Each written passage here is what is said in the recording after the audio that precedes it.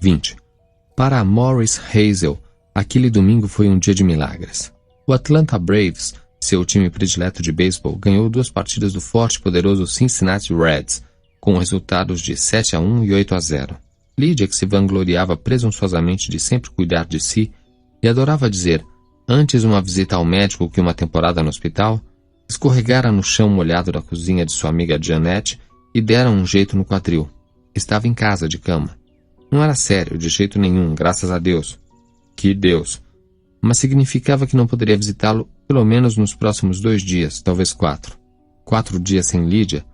4 dias sem ouvi-la dizer que tinha avisado que a escada estava bamba e que ele estava muito no alto. 4 dias sem ter que ouvir Lydia dizer que sempre avisara que o cachorro de Rogan lhes traria aborrecimento. Sempre perseguindo o mimoso daquela maneira. 4 dias sem ouvir Lydia lhe perguntar se não estava satisfeito agora por ela ter insistido para que fizesse o seguro, pois se não tivesse feito estariam com certeza no asilo de pobres. 4 dias sem Lydia lhe dizer que muitas pessoas levavam vidas normais, ou quase, paralisadas da cintura para baixo. Por que não? Todos os museus e galerias da cidade tinham rampas para cadeiras de rodas, além de escadas, e havia até ônibus especiais. Após os comentários, Lydia sorria encorajadoramente, e então, inevitavelmente, desfazia-se em lágrimas. Morris tirou um cochilo satisfeito no final daquela tarde. Quando acordou, eram 17h30. Seu companheiro de quarto estava dormindo. Ainda não sabia de onde conhecia Denker. Mas, com certeza, conhecera o homem em alguma época. Por 1 ou 2 vezes começara a fazer perguntas a Denker, mas alguma coisa o levava sempre a manter uma conversa banal com o homem.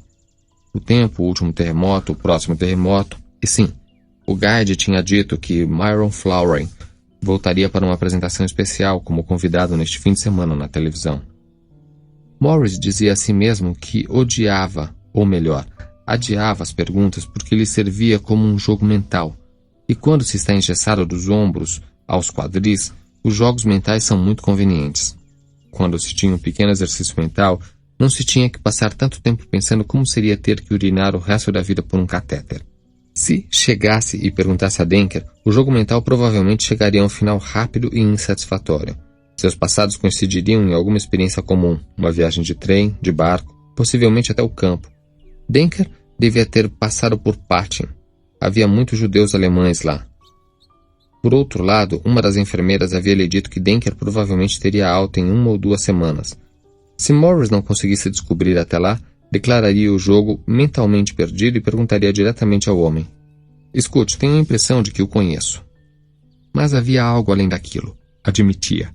Alguma coisa dentro de si, uma espécie de contracorrente maligna que o fazia pensar na história A Pata do Macaco, em que todos os desejos tinham sido realizados como resultado de alguma inversão funesta do destino. O velho casal que possuía a pata desejava $100 e recebeu-os como compensação quando seu único filho morreu num terrível acidente no moinho. Depois a mãe desejou que o filho voltasse para eles.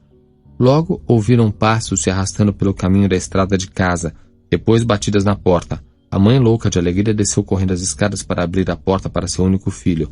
O pai, tomado de medo, procurou a pata atordoado no escuro, encontrou-a e, finalmente, desejou que o filho morresse de novo. A mãe abriu a porta apressadamente 1 minuto depois e encontrou no alpendre apenas um redemoinho de vento noturno. De alguma maneira, Morris sentia que talvez realmente soubesse de onde ele e Denker se conheciam, mas esse conhecimento era como o filho do velho casal. Vindo da cova, não como na lembrança da mãe, ao contrário, deformadamente esmagado e mutilado pela maquinaria que girava com rangidos. Achava que seu conhecimento de Dussander era uma coisa subconsciente, batendo a porta entre aquela área de sua mente e a área do reconhecimento e da compreensão racional, pedindo licença, e que outra parte dele procurava desesperadamente a pata do macaco ou seu equivalente psicológico, o talismã que acabaria com o desejo de conhecê-lo para sempre. Olhou para Denker, franzindo o senho. Denker, onde o conheci, Denker? Foi em Patin? É por isso que não quero saber? Mas com certeza 2 sobreviventes do mesmo horror não precisam ter medo um do outro. A menos, claro. Franziu a testa. Sentiu-se muito perto de repente, mas seus pés formigavam, atrapalhando sua concentração, perturbando-o. Formigavam como um membro formiga quando se dorme em cima dele e a circulação começa a voltar. Se não fosse aquele maldito gesso, poderia sentar-se e esfregar os pés até o formigamento passar. Poderia... Os olhos de Morris cresceram. Por um longo tempo ficou completamente parado. Esqueceu-se de Lydia, esqueceu-se de Denker, esqueceu-se de Patin, esqueceu-se de tudo. Menos da sensação de formigamento nos pés. Sim, em ambos os pés. Mas era mais forte no direito. Quando se tem esse formigamento, disse, meu pé está dormindo. Mas o que você quer mesmo dizer, claro, é, meu pé está acordando. Morris tateou a mesa procurando a campainha. Pressionou-a insistentemente até a enfermeira vir. A enfermeira tentou dar pouca importância ao fato. Já tivera pacientes esperançosos antes. O médico não estava no prédio e não queria chamá-lo em casa. O Dr. Camelman era muito conhecido por seu temperamento, principalmente quando era chamado em casa. Morris não deixaria que ela desprezasse o que estava sentindo. Era um homem calmo, mas estava preparado para fazer mais do que uma confusão. Estava preparado para fazer um estardalhaço se fosse preciso. Os Braves haviam ganho 2 partidas. Lydia dera um jeito no quadril, mas as coisas boas acontecem em 3. Todos sabiam disso. Finalmente a enfermeira veio com um interno, um jovem rapaz chamado Dr. Timpnell, cujos cabelos pareciam ter sido cortados por um aparador de grama com lâminas cegas. O Dr. Timpnell tirou um canivete suíço do bolso de sua calça branca, puxou a chave Phillips e correu-a dos dedões do pé direito de Morris até o calcanhar. O pé não se moveu, mas os dedos se contraíram. Foi uma contração óbvia, evidente demais para passar despercebida. Morris caiu no choro. Timpnell, parecendo um tanto aturdido, sentou-se a seu lado na cama e bateu na sua mão.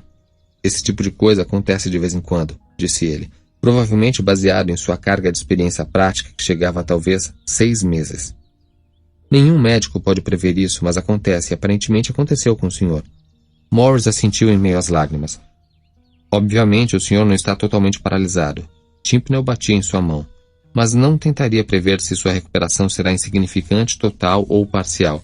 Duvido que o Dr. Camelman o faça. Suspeito que o senhor terá que submeter-se a muita fisioterapia, que não será muito agradável em sua maior parte, mas será mais agradável do que... O senhor sabe. Sim, disse Morris em lágrimas. Sei. Graças a Deus. Lembrava de ter dito a Lydia que Deus não existia e sentiu seu rosto ficar quente e vermelho. Tratarei de informar o Dr. Camelman. Timpnell deu um último tapinha na mão de Morris e levantou-se. O senhor poderia chamar minha mulher? Perguntou Morris. Porque, más superstições e negativismos à parte, sentia alguma coisa por ela. Talvez fosse até amor, um sentimento que tem pouco a ver com a vontade de, às vezes, torcer o pescoço de uma pessoa. Sim, providenciarei isso. Enfermeira, poderia... Claro, doutor, disse a enfermeira e Timpnell mal pôde conter o largo sorriso. Muito obrigado. Morris enxugou os olhos com um lenço Kleenex da caixa sobre a mesa de cabeceira. Muito obrigado. Timpnell saiu. Em alguma parte da conversa o Sr. Denker acordara. Morris pensou em desculpar-se por todo o barulho ou talvez por suas lágrimas. Depois achou que não era preciso. Creio que deve ser parabenizado, disse o Sr. Denker. Veremos, Morris respondeu, mas como Timpnell mal pôde conter o sorriso largo. Veremos. As coisas têm uma maneira própria de se resolverem, retrucou Denker vagamente, e ligou a TV com o aparelho de controle remoto. Eram agora 17h45 e viram a última parte do programa Hee-Haw. Antecedia o jornal da noite. O desemprego estava pior, a inflação não tão ruim. Billy Carter pensava em entrar no ramo de cervejas.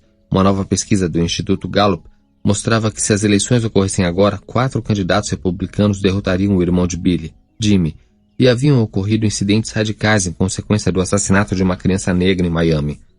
Uma noite de violência, anunciou o locutor. Mais perto, um homem não identificado foi encontrado num pomar perto da autoestrada 46, esfaqueado e marretado. Lydia telefonou pouco antes das 18h30. O Dr. Camelman lhe telefonara e, baseado no relatório do jovem interno, estava cautelosamente otimista. Lydia estava cautelosamente feliz. Jurou ir visitá-lo no dia seguinte, mesmo que morresse de dor. Morris disse que a amava. Naquela noite amava a todos. Lydia, o Dr. Timpnell com seu corte de cabelo feito pelo aparador de grama, o Sr. Denker e mesmo a jovem que trouxe as bandejas do jantar quando Morris desligou o telefone. O jantar foi hambúrgueres, purê de batata, uma combinação de cenoura com ervilhas e pequenas taças de sorvete para a sobremesa. A jovem auxiliar de enfermagem que serviu chamava-se Felice, uma loura tímida de talvez 20 anos. Tinha boas notícias. Seu namorado conseguiu um emprego como programador de computadores na IBM e formalmente a pedir em casamento. O Sr. Denker, que transpirava um certo charme cortês ao qual todas as jovens mostram-se sensíveis, expressou grande contentamento. É mesmo? Que maravilha! Sente-se aqui e nos conte. Conte-nos tudo, não omita nada. Felice corou, sorriu e disse que não podia fazer aquilo. Ainda temos que servir o resto da ala B e a ala C depois disso. E veja, já são 18h30. Então amanhã à noite, sem falta. Fazemos questão, não é, Sr. Hazel? Sim, claro, murmurou Morris, mas sua cabeça estava a quilômetros de distância. Sente-se aqui e conte-nos. Palavras ditas exatamente no mesmo tom bem-humorado. Ouvira essas palavras antes. Quanto a isso não havia dúvidas. Mas fora Denker quem as dissera? Fora. Conte-nos tudo. A voz de um homem polido, um homem refinado, mas havia uma ameaça em sua voz. A mão de aço numa luva de veludo. Sim. Onde? Conte-nos tudo. Não omita nada. Patin? Morris Hazel olhou para sua refeição. O Sr. Denker já havia começado a comer com vontade. O encontro com Felice o deixara muito bem-humorado.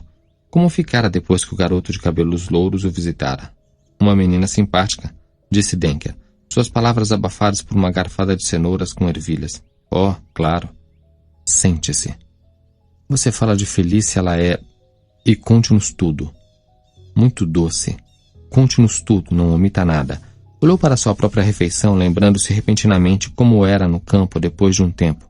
No começo você morreria por um pedaço de carne, mesmo que estivesse bichada ou verde de mofo.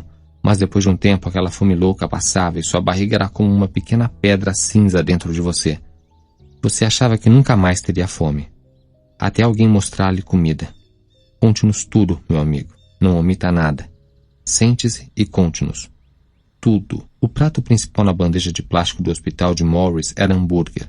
Por que deveria fazê-lo lembrar de cordeiro? Não de carneiro, nem de costeletas de carneiro. O carneiro era geralmente fibroso, as costeletas geralmente duras, e uma pessoa cujos dentes haviam apodrecido como troncos velhos talvez não se sentisse demasiadamente tentada por carneiro nem costeletas. Não. O que pensava agora era num saboroso ensopado de cordeiro, cheio de molho e de legumes gostosos e macios. Por que pensar em ensopado de cordeiro? Por quê? A menos... A porta abriu-se ruidosamente. Era Lídia, o rosto corado e sorridente. Tinha uma muleta de alumínio embaixo do braço e andava como um amigo do Marechal Dillon, Chester. Morris, guinchou ela, apoiando-a, e parecendo tão feliz quanto ela, estava Emma Rogan, a vizinha. O Sr. Denker, aturdido, soltou o garfo no chão, xingou mentalmente e pegou-o com impaciência. Que maravilha! Lídia estava quase latindo de excitação. Telefonei para Emma e perguntei se poderíamos vir hoje à noite em vez de amanhã. Eu já tinha a muleta e disse, Emma, se não consigo suportar essa agonia por Morris, que espécie de esposa eu sou para ele? Foram essas as minhas palavras, não foram, Emma? Emma Rogan, talvez lembrando que seu filhote de cólica causara pelo menos parte do problema, concordou entusiasmada. Então telefonei para o hospital, disse Lídia, tirando o casaco e se instalando para uma longa visita. Eles disseram que já passava da hora de visitas, mas, no meu caso, abririam uma exceção. Só que não podemos ficar muito tempo para não incomodar o Sr. Denker. Não estamos incomodando o senhor, estamos, Sr. Denker? Não, minha senhora. Denker respondeu resignado. Sente-se, Emma. Pegue a cadeira do Sr. Denker. Ele não está usando. Morris, pare de tomar o sorvete. Está deixando escorrer tudo em cima de você como um bebê. Não tem problema. Logo você estará de pé e de volta. Vou dar sua comida, Gugu, Dadá. Gugu, Dadá. Abra bem a boca. Assim, preparar, apontar. Já. Não diga nada, a mamãe sabe mais. Você olharia para ele, Emma? Quase não tem mais cabelo. Não é de admirar. E diria que ele nunca mais ia andar. É uma graça de Deus. Eu disse a ele que aquela escada estava bamba. Eu disse, Morris, desça daí antes. Ela lhe deu sorvete e falou durante 1 hora. E quando foi embora, mancando ostensivamente sobre a muleta, enquanto Emma segurava seu braço, as lembranças de ensopado de cordeiro e vozes ecoando através dos anos eram as últimas coisas que passavam pela cabeça de Morris. Estava exausto. Dizer que tinha sido um dia agitado era pouco. Morris adormeceu profundamente. Acordou entre 3 e 4 horas da manhã com um grito preso nos lábios. Agora sabia. Sabia exatamente onde e quando conhecer o homem da cama ao lado. Apenas seu nome não era Denker. Não era Denker naquela época. Não, de jeito nenhum. Tivera o pior pesadelo de toda a sua vida. Alguém dera a ele e Lídia uma pata de macaco, e eles desejaram dinheiro. Então, de alguma forma, um garoto vestido com um uniforme da juventude hitlerista estava no mesmo lugar que eles. Entregava um telegrama a Morris que dizia, sentimos informar, Ambas filhas mortas. PT. Campo de concentração de Patyn. PT. Muito pesar pelo resultado final. PT. Segue carta comandante. PT. Contaremos tudo. Omitir nada. PT. Por favor, aceitem cheque de 100 marcos alemães amanhã depositado conta. PT. Assinado chanceler Adolf Hitler. Lydia caía num pranto e, embora nunca tivesse visto as filhas de Morris, levantava a pata do macaco e desejava que ressuscitassem. O quarto ficava escuro. De repente ouviam-se passos arrastados e cambaleantes do lado de fora. Morris estava de quatro numa escuridão que de repente cheirava fumaça, gás de morte. Procurava a pata. Mais um pedido. Se encontrasse a pata, pediria para acabar com aquela coisa horrível. Poupar-se-ia da visão de suas filhas, magras como espantalhos, seus olhos 2 buracos fundos, seus números queimando na pele escassa de seus braços. Batendo na porta. No pesadelo, a busca pela pata era cada vez mais fanática, mas não adiantava, parecia continuar por anos. Então, atrás dele, a porta abria-se com um estrondo. Não, pensava ele, não vou olhar, fecharei os olhos, vou tirá-las de minha cabeça se for necessário, mas não olharei. Mas olhava, teve que olhar. No sonho, era como se 2 imensas mãos agarrassem sua cabeça e a virassem. Não eram suas filhas de pé na porta. Era Denker, um Denker muito mais jovem, um Denker que usava um uniforme da SS nazista. O boneco, a insígnia da morte aprumada ostensivamente do lado. Os botões brilhavam impiedosamente, as botas polidas tinham um lustre assassino. Segurava nas mãos um pote imenso de ensopado de cordeiro que borbulhava lentamente. E o Denker do sonho, com um sorriso suave e sinistro, dizia: "Sente-se e conte-nos tudo." Como se fosse um amigo. Ouvimos dizer que esconderam ouro, armazenaram tabaco, que não era comida envenenada com Schnabel, mas pó de vidro no jantar de 2 dias atrás. Não deve insultar nossa inteligência fingindo que não sabe de nada. Você sabia de tudo, então conte tudo, não omita nada. E, na escuridão, sentindo o cheiro enlouquecedor de ensopado, contava tudo. Seu estômago, antes uma pequena pedra cinza, era agora um tigre voraz. As palavras saíram sem controle de seus lábios, eram lançadas num sermão sem sentido de um lunático, verdades e mentiras misturadas. Brodin guarda a aliança de casamento de sua mãe embaixo do escroto. Sente-se. Lácio e Hermann Dorsky falaram em atacar o guarda da torre número 3. E conte-nos tudo. O marido de Raquel Tenenbaum tem tabaco. Ele deu para o guarda que entra depois de Zeiker, aquele que chamam de come-meleca, pois sempre coloca o dedo no nariz e depois na boca. Tenenbaum deu um pouco para o come-meleca, senão não poderia levar os brincos de pérola da mulher. Isso não faz nenhum sentido, você misturou 2 histórias diferentes, eu acho, mas tudo bem. Muito bem, preferimos que misture 2 histórias a que omita uma completamente. Não deve omitir nada. Há um homem que responde pelo filho morto para receber provisões duplas. Digo o nome dele? Eu não sei, mas posso apontá-lo para vocês, por favor. Eu posso apontá-lo, posso mostrá-lo a vocês. Mostrarei, eu mostrarei, mostrarei. Conte-nos tudo. Tudo o que sabe. Contarei, contarei, contarei, contarei, contarei, contarei, contarei, até que acordou com um grito preso na garganta como fogo. Tremendo incontrolavelmente, olhou a forma dormindo na outra cama. Descobriu-se olhando fixamente para a boca encovada e enrugada. Tigre velho sem dentes. Elefante canalha, ancião e perverso, sem um chifre, e com um outro podre e bambo dentro da cavidade. Monstro senil. Oh, meu Deus! Sussurrou Morris. Sua voz alta e fraca era audível apenas para ele. As lágrimas escorriam em seu rosto em direção às orelhas. Oh, meu Deus! Oh, meu bendito Deus! O homem que assassinou minha mulher e minhas filhas está dormindo no mesmo quarto que eu. Oh, meu Deus! Santo, santo Deus! Ele está aqui comigo agora, neste quarto. As lágrimas começaram a correr mais rápido agora, lágrimas de ódio, terror, quentes e escaldantes. Tremia e esperava amanhã que não chegava nunca. 21. No dia seguinte, segunda-feira, Todd levantou-se às 6 horas da manhã e comia indiferentemente um ovo que ele mesmo preparara quando seu pai desceu ainda com um roupão com um monograma e de chinelos. Dia, disse a Todd passando por ele, ao ir até a geladeira pegar um suco de laranja. Todd respondeu com outro grunhido sem tirar os olhos do livro, um de mistério. Tivera muita sorte em conseguir um emprego no verão com uma firma que ajardinava terrenos depois de Pasadena. Seria longe demais para ir todos os dias, mesmo que seus pais estivessem dispostos a emprestar-lhe um carro para o verão. Nenhum dos dois estava.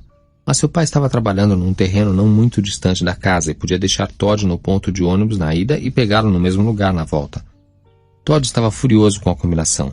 Não gostava de voltar do trabalho para casa com seu pai e simplesmente detestava ir para o trabalho com ele de manhã.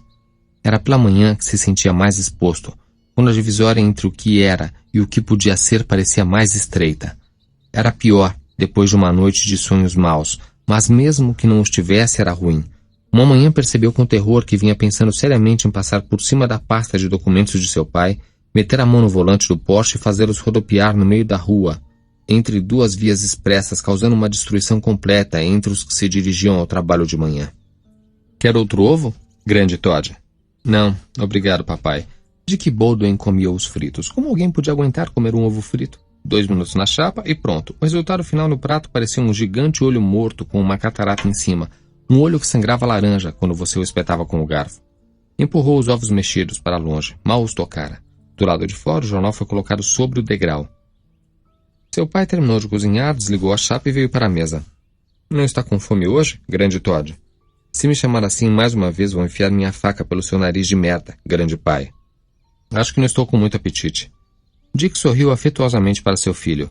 Ainda havia uma pequenina gota de creme de barbear na orelha direita do garoto. Betty Trask roubou seu apetite. É isso que eu acho. Talvez seja isso. Ofereceu um sorriso débil que desapareceu tão logo seu pai desceu as escadas da saleta de café da manhã para pegar o jornal. Ficaria feliz se eu lhe dissesse que ele é uma piranha, grande pai. E se eu dissesse, falando nisso, sabia que a filha do seu grande amigo Ray Trask é uma das maiores prostitutas de Santo Donato? Beijaria a própria vagina se tivesse articulações ultraflexíveis, grande pai. É assim que ela é. Uma prostitutazinha fedorenta. 2 carreiras de coca e ela é sua aquela noite. E se por acaso você não tiver coca, ela é sua do mesmo jeito. Ela treparia com um cachorro se não tivesse um homem. Acha que ficaria feliz com isso, grande pai? Seria um começo de dia. Afastou os pensamentos violentamente, sabendo que não passariam. Seu pai voltou com o jornal. Todd olhou de relance a manchete. Nave não levantará voo, diz o especialista. Dick sentou-se. Betty é uma menina bonita, disse ele. Lembra sua mãe quando a conhecia. É? Bonita, jovem, saudável. Os olhos de Dick Baldwin ficaram distantes. Então voltaram, fixando-se quase ansiosamente no filho. Não que sua mãe não seja mais bonita, mas com aquela idade a menina tem um certo brilho. Acho que pode-se dizer assim. Permanece um tempo e depois desaparece. Deu de ombros e abriu o jornal. Se ela vir, eu acho. Ela é uma puta no cio. Talvez isso a faça brilhar. Você está tratando ela bem, não está, grande Todd? Seu pai percorria rapidamente, como de costume, as páginas até as de esporte. Não está forçando muito a barra. Tudo em cima, papai. Se ele não parar logo, eu vou fazer alguma coisa. Gritar, jogar o café na cara dele, alguma coisa eu tenho que fazer. Ray acha você um ótimo menino, disse Dick ausente. Finalmente chegara à parte de esportes. Ficou absorvido, houve um silêncio abençoado à mesa do café. Betty Trask ficou entusiasmada por ele a primeira vez que saíram juntos. Ele a levou para a Rua dos Namorados, local depois do cinema, porque sabia que se esperava que fizessem isso. Podiam trocar saliva por meia hora mais ou menos e teriam o que contar para os amigos no dia seguinte. Ela poderia revirar os olhos e contar como lutara contra os avanços dele. Os garotos eram tão cansativos, é verdade. Ela nunca transava no primeiro encontro. Não era esse tipo de garota. Suas amigas concordariam, então todas elas se reuniriam no quarto das garotas e fariam o que quer que seja que façam lá dentro. Retocar a maquiagem, colocar tampax, qualquer coisa. Para o cara, bem, você tinha que conseguir.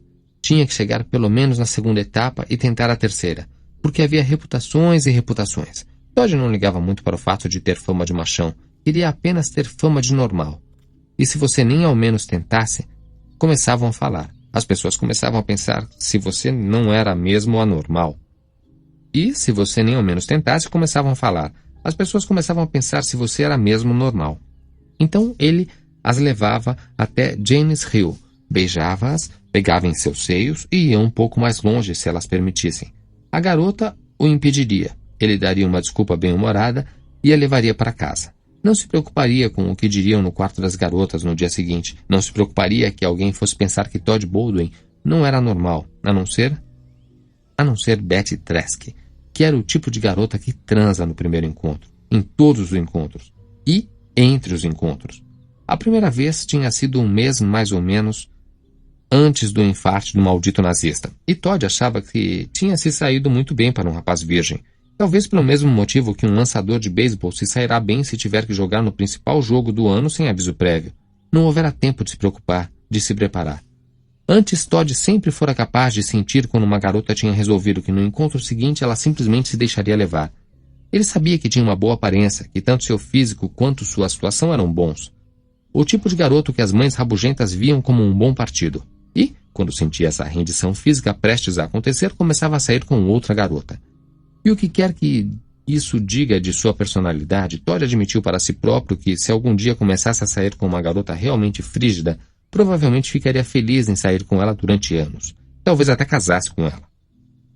Mas a primeira vez com Betty tinha se saído muito bem. Ela não era virgem, apesar de ele ser.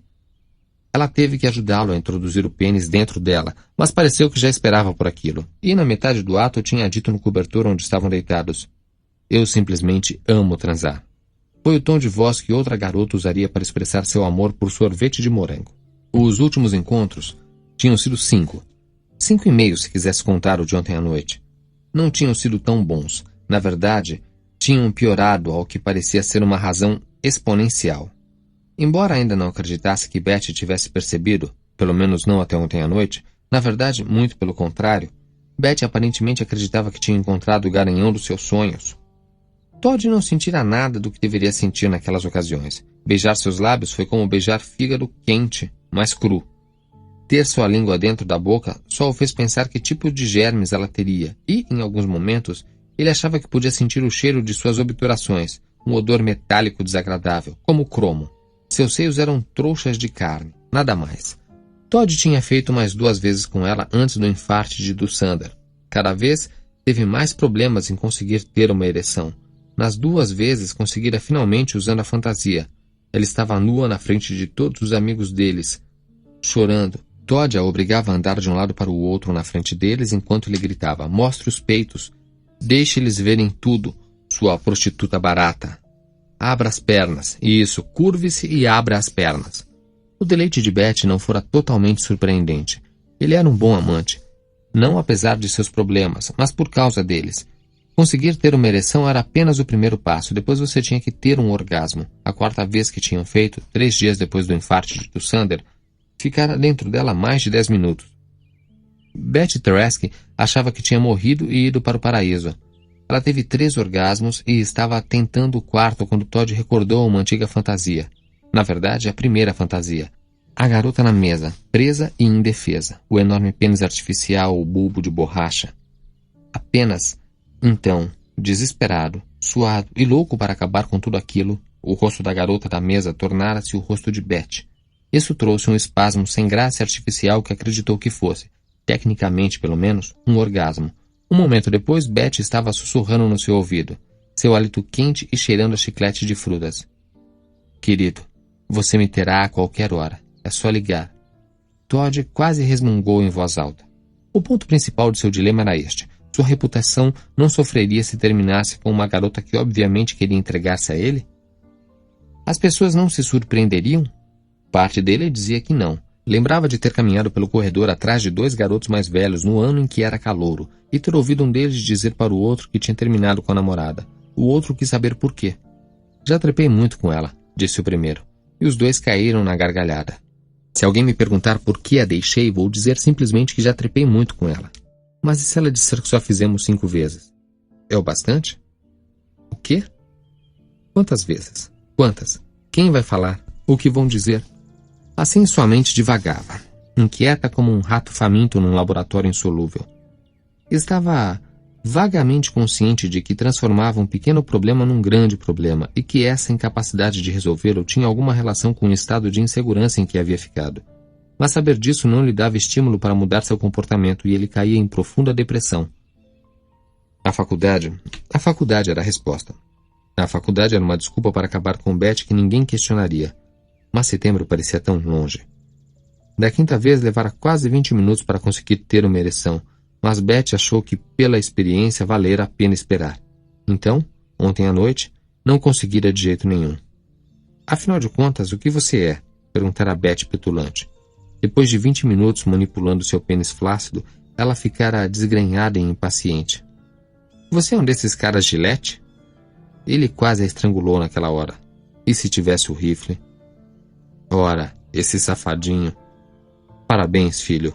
Hã? Olhou para o pai, saindo de seus pensamentos sombrios. Você foi um dos astros do 2º grau do sul da Califórnia. Dick sorria com orgulho e prazer. Foi mesmo? Por um momento, mal sabia sobre o que seu pai falava. Teve que adivinhar o sentido das palavras. Ah, é. Coach Haynes falou qualquer coisa sobre isso no final do ano. Disse que ia colocar Billy DeLyons e eu como candidatos. Nunca esperei que alguma coisa fosse acontecer. Meu Deus, você não parece muito entusiasmado. Ainda estou tentando... Quem liga pra essa merda? Me acostumar à ideia. Com enorme esforço, conseguiu dar um sorriso. Posso ver o artigo? Seu pai passou-lhe o jornal por cima da mesa e levantou-se. Vou acordar Mônica. Tem que ver isso antes de sairmos. Não, pelo amor de Deus, não consigo encarar os dois hoje de manhã. Ah, não faça isso. Você sabe que ela não vai mais conseguir dormir se acordá-la. Vamos deixar o jornal para ela em cima da mesa. Acho que podemos fazer isso. Você é mesmo um garoto sensato. Bateu nas costas de Todd, que fechou os olhos com força. Ao mesmo tempo, sacudiu os ombros num gesto de quem não está ligando que fez seu pai rir. Todd abriu os olhos novamente e olhou para o jornal.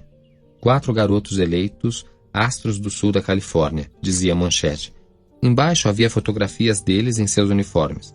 O apanhador e o que ficava à esquerda do campo de Fairview High. O canhoto de Montfort e Todd, na extrema direita, sorrindo abertamente para o mundo debaixo da aba de seu boné de beisebol. Leu a matéria e viu que Billy DeLyons tinha ficado em segundo. Aquilo, pelo menos, era algo para alegrar-se. DeLyons podia jurar que era metodista até a morte se isso o fizesse sentir-se bem. Mas não estava fazendo Todd de bobo. Sabia perfeitamente bem quem era Billy DeLyons. Talvez devesse apresentá-lo a Betty Trask, outra mentirosa. Tinha pensado naquilo durante muito tempo e ontem tivera certeza. Os Trasks estavam querendo se fazer de brancos. Bastava olhar para o nariz e para aquela pele de oliva. A do pai dela era ainda pior. Isso servia para ter certeza. Provavelmente foi por isso que não conseguiu levantá-lo. Era simples. Seu pênis sabia disso antes de sua mente. Quem eles achavam que estavam enganando, se chamando de Trask? Parabéns mais uma vez, filho. Olhou para cima e primeiro viu a mão esticada de seu pai, depois seu rosto tolo e sorridente. Seu queridinho amigo Trask é um judeu. Ouviu sua voz gritando na cara de seu pai. Foi por isso que fiquei impotente com a piranha da filha dele ontem à noite. O motivo é esse. Então, logo em seguida, a voz fria que algumas vezes aparecia em momentos como esse surgiu de dentro dele, prendendo a crescente onda de irritação, como que controle-se agora mesmo. Atrás de um portão de aço. Segurou a mão de seu pai e apertou-a. Sorriu sinceramente para o rosto orgulhoso dele e disse: Puxa, obrigado, papai. Deixaram aquela página do jornal dobrado e um bilhete para a Mônica, e Dick insistiu para que Todd escrevesse e assinasse. Seu filho, Astro Todd. 22. Ed French, também conhecido como Enrugado French, Fiapo, o homem do Ceds e também Ed Galocha, estava numa pequena e adorável cidade de praia chamada San Remo para uma convenção de supervisores conselheiros. Era uma perda de tempo. Tudo em que os supervisores concordavam é que não concordavam em nada. E ficou cada vez mais chato com os ensaios, seminários e debates depois do primeiro dia. Na metade do segundo dia, Ed descobriu que também estava entediado com San Remo, e que dos adjetivos pequena, adorável e praiana, o mais adequado era pequena. Paisagens deslumbrantes e sequoias à parte, San Remo não tinha um cinema nem uma pista de boliche, e Ed não quis ir ao único bar do local. Tinha um estacionamento sujo, cheio de caminhonetes, a maioria das quais com adesivos de Reagan nos paralamas enferrujados. Não tinha medo de ser incomodado, mas não quis passar uma noite inteira olhando homens de chapéu de cowboy ouvindo Loretta Lynn no jukebox. Assim, lá estava ele no terceiro dia da convenção, que incrivelmente durou 4 dias. Lá estava ele no quarto 217 do Holiday Inn, sua mulher e sua filha em casa, a televisão quebrada, um cheiro ruim exalando do banheiro. Havia uma piscina, mas seu eczema estava tão mal este ano que ele não colocaria um calção de banho nem morto. Dos joelhos para baixo parecia um leproso. Tinha 1 hora até o próximo seminário, ajudando crianças com problemas de fala. O que tensionavam era fazer alguma coisa pelas crianças que gaguejavam ou tinham fenda palatina. Mas não poderíamos chegar e dizer isso, não, de jeito nenhum. Alguém podia diminuir nossos salários. Almoçara no único restaurante de San Remo, Não quis dormir e o único canal de TV exibia um episódio repetido da Feiticeira. Então sentou-se com um catálogo de telefones no colo e começou a correr os dedos por ele a esmo, inconsciente do que estava fazendo, pensando distante se conhecia alguém maluco o suficiente com relação a lugares pequenos, adoráveis ou que gostasse de praia para morar em San Remo. Imaginou que era isso que todas as pessoas entediadas de todos os Holiday Inns do mundo acabavam fazendo, procurando um amigo ou parente esquecido para telefonar. Era fazer isso, ver a Feiticeira ou ler a Bíblia. E se por acaso encontrasse alguém, que diabo iria dizer? Frank, como vai? E aliás, me explica o motivo. É porque o lugar é pequeno, adorável ou você gosta de praia? Claro, certo. Dê um charuto para o sujeito e coloque-o numa enrascada. No entanto, enquanto estava deitado na cama correndo os dedos pelo fino catálogo de San Remo e passando a vista pelas colunas, ocorreu-lhe que realmente conhecia alguém em San Remo. Um vendedor de livros? Um dos sobrinhos ou sobrinhas de Sondra, que tinha um batalhão deles? Um colega de jogo da faculdade? Um parente de algum aluno? Isso pareceu acender uma luz, mas não conseguia lembrar-se com mais clareza. Continuava examinando e percebeu que estava com sono apesar de tudo. Já tinha quase caído no sono quando ocorreu-lhe e sentou-se bem acordado novamente. Lord Peter. Estavam reprisando as histórias de Windsor recentemente no PSB. Clouds of Witness, Murder, Must Advise, The Nine Tailors. Ele e Sondra adoravam.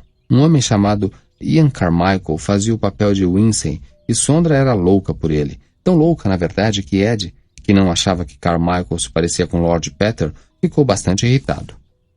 Sandy, o formato do rosto dele é horrível, e ele usa a dentadura, pelo amor de Deus. Replicara a Sondra do sofá onde estava enrolada.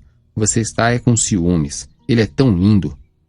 O papai está com ciúmes, o papai está com ciúmes. Cantarolava a pequena Norma, saltitando pela sala com seu pijama de algodão. Você já devia ter ido para a cama há 1 hora, disse-lhe Ed, olhando para a filha com olhos apaixonados. E se eu continuar reparando que você está aqui, provavelmente lembrarei que não está lá. A pequena Norma ficou desconcertada. Ed virou-se para a Sondra. Lembro que há 3 ou 4 anos tive um aluno chamado Todd Baldwin, e o avô dele foi até a escola para uma reunião. Aquele sujeito parecia-se com um Lindsay. Um Lindsay bem mais velho, mas o formato de seu rosto era exatamente lá, lá, lá, lá, lá, lá, cantava a pequena Norma. Lá, lá, lá, lá, lá, lá. Shhh! Silêncio vocês dois, disse Sondra. Acho que ele é o homem mais bonito do mundo. Que mulher irritante. Mas o avô de Todd Baldwin não tinha ido para San Remo? Claro, estava na ficha. Todd tinha sido um dos melhores alunos da classe naquele ano. Então, de repente, suas notas tinham caído assustadoramente. O velho tinha ido lá. Contou uma história de problemas conjugais e convenceu Ed a deixar a situação como estava para ver se as coisas não se resolviam sozinhas. A opinião de Ed era que a velha teoria do laissez-faire não funcionava. Se você dissesse a um adolescente para lutar, esforçar-se ou morrer, ele geralmente morria. Mas o velho tinha sido extraordinariamente persuasivo. Era a semelhança com Lindsay, talvez. E Ed concordara em dar uma chance a Todd até a entrega dos próximos boletins de bomba. E dane-se se Todd não conseguisse sair do aperto. O velho deve ter chegado para a família inteira e repreendido alguém, pensou Ed. Parecia o tipo que não só poderia fazer isso, como teria um prazer austero em fazê-lo. Então, há 2 dias, vira a fotografia de Todd no jornal. Foram um dos astros de beisebol do sul da Califórnia. Nada desprezível se considerasse que cerca de 500 meninos são indicados a cada primavera. Achava que nunca teria lembrado do nome do avô se não tivesse visto a fotografia. Folheou as páginas brancas com mais determinação dessa vez, correu o dedo por uma coluna de letras miúdas e lá estava. Bowden, Victor, 403 Ridge Lane. Ed discou o número e o telefone tocou diversas vezes. Já estava quase desligando quando um velho atendeu. Alô? Olá, Sr. Bowden. Aqui é Ed French, do ginásio de Santo Donato. Sim? Nada além de gentileza. Certamente não o identificou. Bem, o sujeito o encontrara há 3 anos. Nossa, tudo isso. E as coisas, sem dúvida, fugiam de sua mente de vez em quando. O senhor lembra de mim? Deveria? A voz de Bowden soou cautelosa e Ed sorriu. O velho esquecera as coisas, mas não queria que ninguém soubesse. Seu próprio pai era assim quando começou a perder a audição. Fui supervisor conselheiro de seu neto, Todd, no ginásio de Santo Donato. Telefonei para lhe dar os parabéns. Com certeza ele deixou o beisebol um pouco de lado quando entrou para o 2º grau, não foi? Agora é um astro do esporte para completar. Uau! Todd? Todd, disse o homem, sua voz animando-se na mesma hora. Realmente ele foi brilhante, não foi? Segundo da classe. E a garota que ficou na frente dele fez o curso de ciências contábeis. Um certo desdém na voz do velho.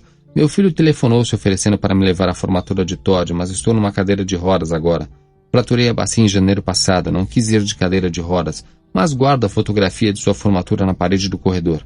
Como você pode imaginar, Todd deixou seus pais muito orgulhosos. E eu também, claro. Acho que conseguimos fazê-lo superar as dificuldades, disse Ed. Estava sorrindo quando disse isso, mas seu sorriso estava um pouco intrigado. De alguma forma, o avô de Todd não parecia o mesmo, mas tinha sido há muito tempo, claro. Dificuldades? Que dificuldades? A conversa que tivemos quando Todd estava com problemas na escola. Não o estou compreendendo, disse o velho devagar.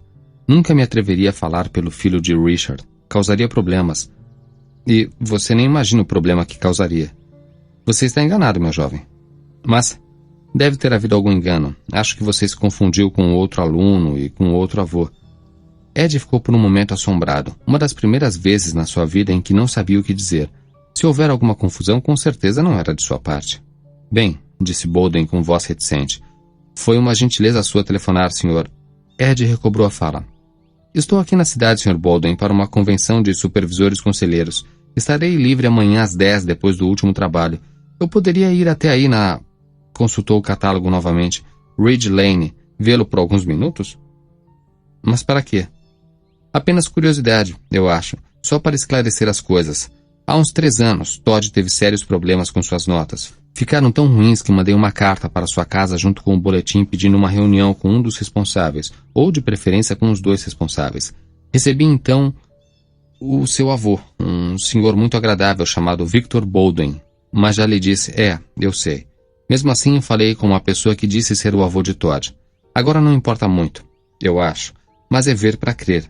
Tomaria apenas 5 minutos de seu tempo, e é só do que disponho, pois estarei sendo esperado para o almoço em casa, logo em seguida. Tempo é tudo que eu tenho, disse Bolden, um pouco pesaroso. Estarei em casa o dia inteiro, você será bem-vindo. Ed agradeceu, despediu-se e desligou. Sentou-se na beira da cama olhando pensativo para o telefone. Depois de um tempo, tirou um maço de Phyllis Carrots do casaco esporte pendurado no encosto da cadeira da escrivaninha. Tinha que ir. Havia um seminário e se não fosse sua foto seria sentida. Acendeu o Carrot com fósforo do Holiday Inn e jogou-o fora no cinzeiro do Holiday Inn. Foi até a janela do Holiday Inn e olhou confuso para o pátio do Holiday Inn.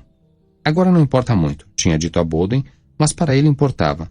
Não estava acostumado a ser enganado por seus alunos, e essa notícia inesperada aborreceu-o. Tecnicamente, ainda achava que podia ser um caso de senilidade do velho, mas Victor Bolden não parecia estar gagá ainda. E, droga, sua voz não parecia a mesma. Todd Bolden o enganara? Decidiu que podia ser que sim, pelo menos teoricamente, principalmente um garoto esperto como Todd. Podia ter enganado todo mundo, não apenas Ed French. Podia ter falsificado a assinatura de seu pai ou sua mãe nos boletins de bomba que recebera na época em que estava com problemas. Muitos alunos descobriam ou descobriam um talento para falsificação latente quando recebiam boletins de bomba. Podia ter usado o removedor de tinta nos boletins do 2º e 3º trimestres, aumentando as notas para seus pais e diminuindo-as de novo para que o professor não reparasse nada estranho caso passasse a vista por eles. 2 aplicações de removedor de tinta seriam visíveis para alguém que estivesse realmente olhando, mas os professores tinham uma média de 60 alunos cada um. Tinham sorte se conseguiam fazer toda a chamada antes do primeiro sinal. Quanto mais verificar boletins para descobrir falsificações. Quanto à situação final de Todd, podia ter caído talvez não mais de 3 pontos no global. 2 meses ruins num total de 12. Suas outras notas tinham sido extremamente boas para compensar. E quantos pais vêm ao colégio verificar o registro do aluno mantido pelo Departamento de Educação da Califórnia? Principalmente pais de um aluno brilhante como Todd Bolden. Linhas de preocupação apareceram na testa geralmente lisa de Ed French. Agora não importa muito. Aquilo não passava da verdade. O trabalho de Todd no 2º grau fora exemplar. Não havia jeito no mundo de falsificar uma média global 94. O garoto ia para Berkeley. Dissera o artigo do jornal.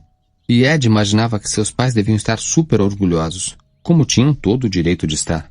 Cada vez mais parecia a Ed que havia um lado corrompido da vida americana, formas escorregadias de oportunismos, macetes, drogas fáceis, sexo fácil, uma moralidade cada vez mais obscura. Quando seu filho saísse incrivelmente bem, os pais tinham o direito de sentirem-se orgulhosos. Agora não importa muito. Mas quem era o falso avô? Aquilo ficou martelando em sua cabeça. Quem realmente? Ted Bolden teria ido à agência local de atores de televisão e pendurado um bilhete no quadro de avisos? Jovem com problemas de notas, precisa de homem mais velho, de preferência 70 a 80 anos para a representação de avô. Paga-se preço de mercado. Ha, de jeito nenhum. E que tipo de adulto teria se envolvido numa conspiração tão maluca? E para quê? Ed French, também conhecido como o Enrugado e Ed Galocha, simplesmente não sabia. E porque realmente não importava, apagou o Carrot e foi para o seminário. Mas estava dispersivo. No dia seguinte, foi até Ridge Lane e conversou longamente com Victor Bolden. Falaram sobre uvas, falaram sobre a venda a varejo de artigos de mercearia e como as cadeias de grandes lojas estavam expulsando os pequenos comerciantes. Falaram sobre o clima político no sul da Califórnia. O Sr. Bolden ofereceu um copo de vinho, mesmo sendo apenas 10h40. Victor Bolden parecia-se com Peter Winsey, tanto como um revólver parece com um porrete. Victor Bolden não tinha nem um pouco daquele ligeiro sotaque de que Ed se lembrava, e era bem gordo. O homem que tinha passado por avô de Todd era magro como uma vara. Antes de ir embora, Ed lhe disse: "Gostaria muito que o senhor não comentasse nada disso com o senhor e a senhora Bolden. Deve haver uma explicação perfeitamente razoável para tudo isso, e mesmo que não haja, tudo faz parte do passado." "Algumas vezes", disse Bolden, segurando o copo de vinho contra a luz do sol e admirando a sua rica cor escura, "o passado não é esquecido tão facilmente." "Por que outro motivo as pessoas estudam história?" Ed sorriu constrangido e não disse nada. "Mas não se preocupe. Nunca interfiro nos assuntos de Richard. E Todd é um bom menino. Orador da turma. Deve ser um bom menino. Estou certo?" "Como 2 e 2 são 4, disse Ed French entusiasticamente e pediu outro copo de vinho. 23. O sono de Dussander foi agitado. Estava numa maré de sonhos maus. Estavam quebrando a cerca, centenas, talvez milhares deles. Saíam correndo da floresta e jogavam-se contra o arame farpado e eletrificado que agora começava a ceder perigosamente. Alguns arames haviam rebentado e caíam enrolados no chão de terra batida da praça de armas, jorrando centelhas azuis. Mesmo assim, eles não tinham fim, não tinham fim. O Führer era louco como Rommel teria afirmado se a achasse agora, se é que algum dia achou, que poderia haver uma solução final para esse problema. Havia bilhões deles, enchiam o universo e estavam atrás dele. "Velho, acorde. Velho do Sander. Acorde. Acorde, velho, acorde." Primeiro achou que fosse a voz do sonho. Falando em alemão. Tinha que ser parte do sonho. É por isso que a voz era tão apavorante, claro. Se acordasse, escaparia dela. Então ergueu-se tonto. O homem estava sentado perto de sua cama numa cadeira que havia sido virada ao contrário. Um homem real. "Acorde, velho", dizia o visitante. Era jovem, não mais de 30 anos. Seus olhos eram escuros e compenetrados, atrás das lentes dos óculos simples de aros prateados. Seus cabelos castanhos eram longos e iam até a gola, e por um confuso momento Dussander achou que fosse um menino disfarçado. Mas esse não era um menino. Vestindo um terno azul meio antiquado, quente demais para o clima da Califórnia, havia um broche de prata na lapela do terno. Prata, o metal com que se matam vampiros e lobisomens. Era uma estrela judia. "Está falando comigo?" perguntou Dussander em alemão. "Com quem mais?" "Seu companheiro de quarto foi embora." "Hazel?" Ele foi para casa ontem." "Está acordado agora?" "Claro, mas acho que o senhor me confundiu com alguém. Meu nome é Arthur Denker. Talvez esteja no quarto errado." "Meu nome é Weiskopf, e o seu é Kurt Dussander." Dussander quis lamber os lábios, mas não o fez. Possivelmente isso era parte do sonho. Uma outra frase, nada além disso. "Traga-me um bêbado e uma faca de carne, senhor estrela judia na lapela, e eu o soprarei para longe como fumaça." "Não conheço nenhum Dussander", disse ao jovem. "Não estou entendendo, senhor. Devo chamar a enfermeira?" "Entende sim", insistiu Weiskopf.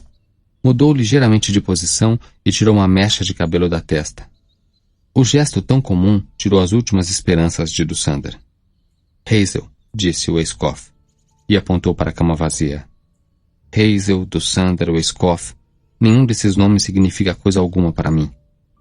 "Hazel caiu da escada enquanto pregava uma calha nova do lado da sua casa", disse Weiskopf. "Quebrou a espinha. Talvez nunca mais volte a andar, infelizmente. Mas essa não foi a única tragédia de sua vida. Foi prisioneiro de Patin, onde perdeu a mulher e as filhas. Patin, que o senhor comandou. Acho que o senhor está louco, respondeu Dussander. Meu nome é Arthur Denker. Vim para este país quando minha mulher morreu. Antes eu era... Poupe-me de sua história, disse o Escoff levantando uma das mãos. Ele não esqueceu do seu rosto. Este rosto. O Escoff sacudiu uma fotografia na cara de Dussander como um mágico fazendo um truque. Era uma daquelas que o menino lhe mostrara anos atrás. Um Dussander jovem com um boné da SS elegantemente aprumado, sentado atrás da mesa. Dussander falou devagar, dessa vez em inglês, pronunciando as palavras cuidadosamente. Durante a guerra fui mecânico de uma fábrica. Meu trabalho era supervisionar a manufatura de colunas de direção e transmissões para carros e caminhões blindados. Depois ajudei na construção de tanques Tiger. Minha unidade de reserva foi convocada durante a Batalha de Berlim e lutei honrosamente, para ser sucinto.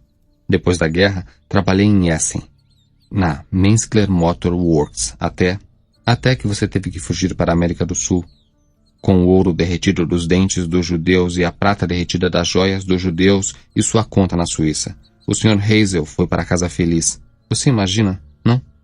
Ah, ele passou um mau momento quando acordou na escuridão e percebeu com quem estava dividindo um quarto. Mas agora sente-se melhor. Acha que Deus concedeu-lhe o sublime privilégio de quebrar a espinha para que pudesse ser útil na captura de um dos maiores carrascos de seres humanos ainda vivo. Dussander falou devagar, pronunciando as palavras cuidadosamente. Durante a guerra fui mecânico de uma fábrica. Oh, por que não para com isso? Seus documentos não resistirão a um exame sério. Eu sei, e você sabe. Você foi encontrado. Meu trabalho era supervisionar a manufatura de corpos. De qualquer maneira, estará em Tel Aviv antes do ano novo. As autoridades estão cooperando conosco desta vez, Dussander. Os americanos querem nos fazer felizes, e você é uma das coisas que nos farão felizes. A manufatura de colunas de direção e transmissões para carros e caminhões blindados. Depois ajudei na construção de tanques Tiger. Por que ser cansativo? Por que insistir nisso? Minha unidade de reserva foi convocada. Então, muito bem. Você me verá de novo. Em breve. O Escoff levantou-se e saiu do quarto. Por um momento, sua sombra ficou balançando na parede, depois foi-se também. Dussander fechou os olhos. Pensava se o Escoff poderia estar falando a verdade sobre a cooperação americana. Há 3 anos, quando o petróleo era escasso na América, não teria acreditado. Mas a atual situação política no Irã pode aumentar o apoio americano a Israel. Era possível? E o que importava?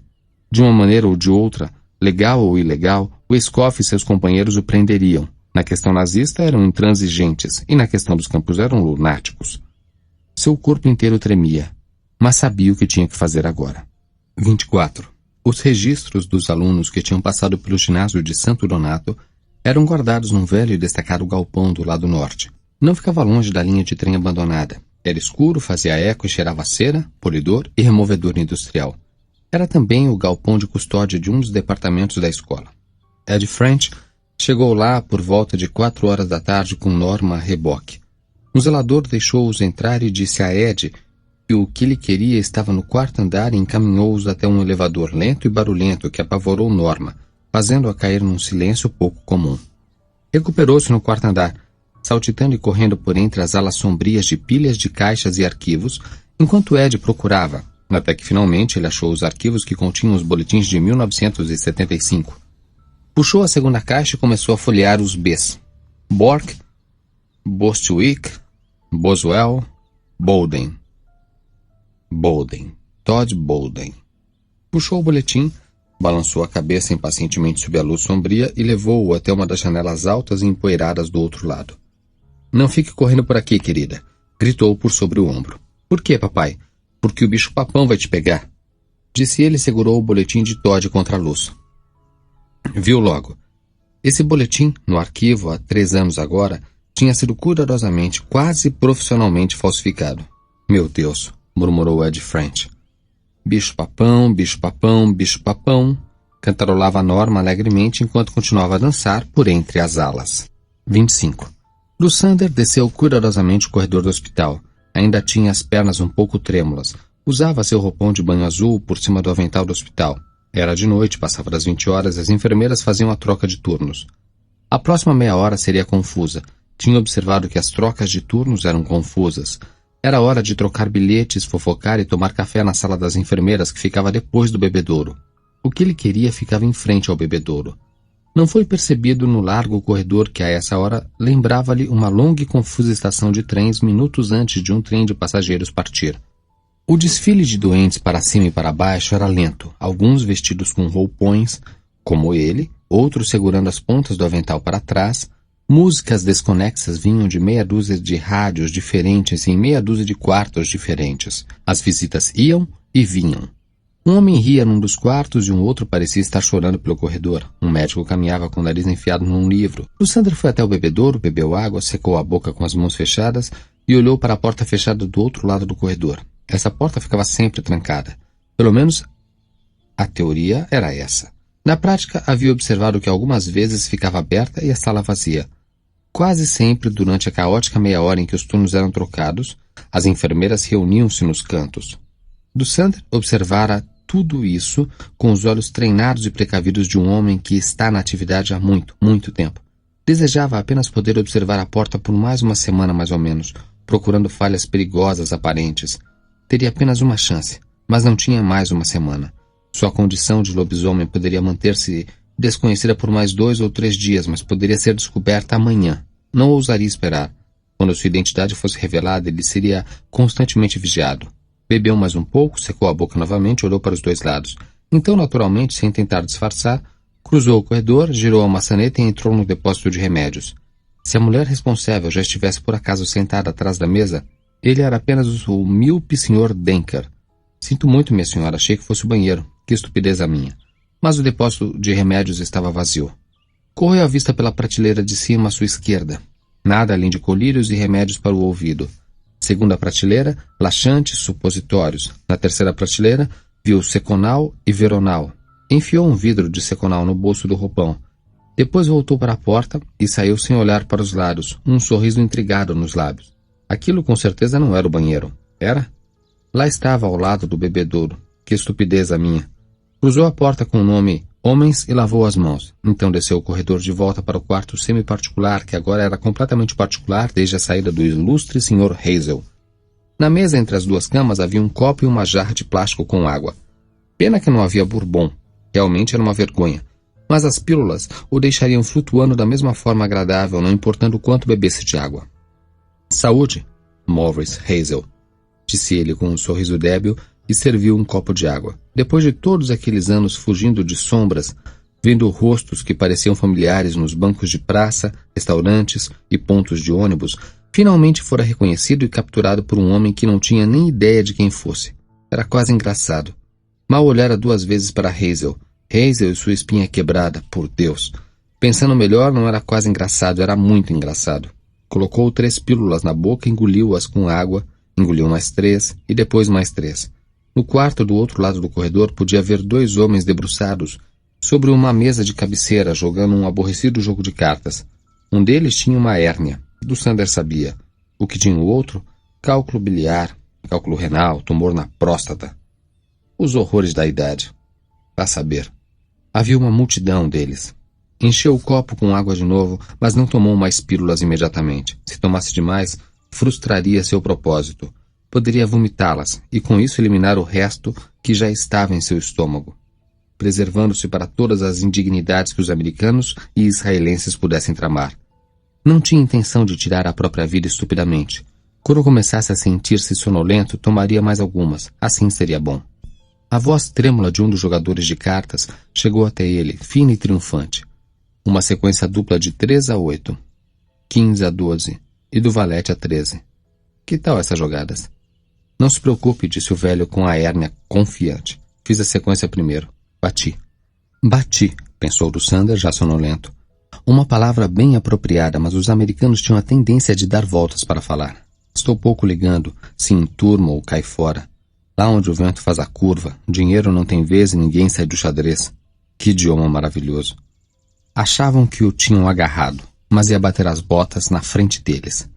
Pegou-se desejando, entre todas as coisas absurdas, que pudesse deixar um bilhete para o garoto, desejando que pudesse dizer a ele para tomar cuidado, para ouvir um velho que finalmente cedera-se, Desejava poder dizer ao garoto que no final, ele, do Sander, passara a respeitá-lo, mesmo nunca tendo gostado dele.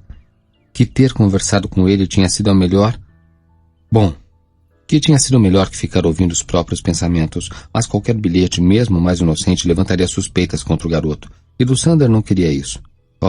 Passariam uns 2 meses horríveis, esperando que algum agente do governo de repente aparecesse para questioná-lo sobre um certo documento que fora achado num cofre público alugado por Kurt do Sander, também conhecido como Arthur Denker.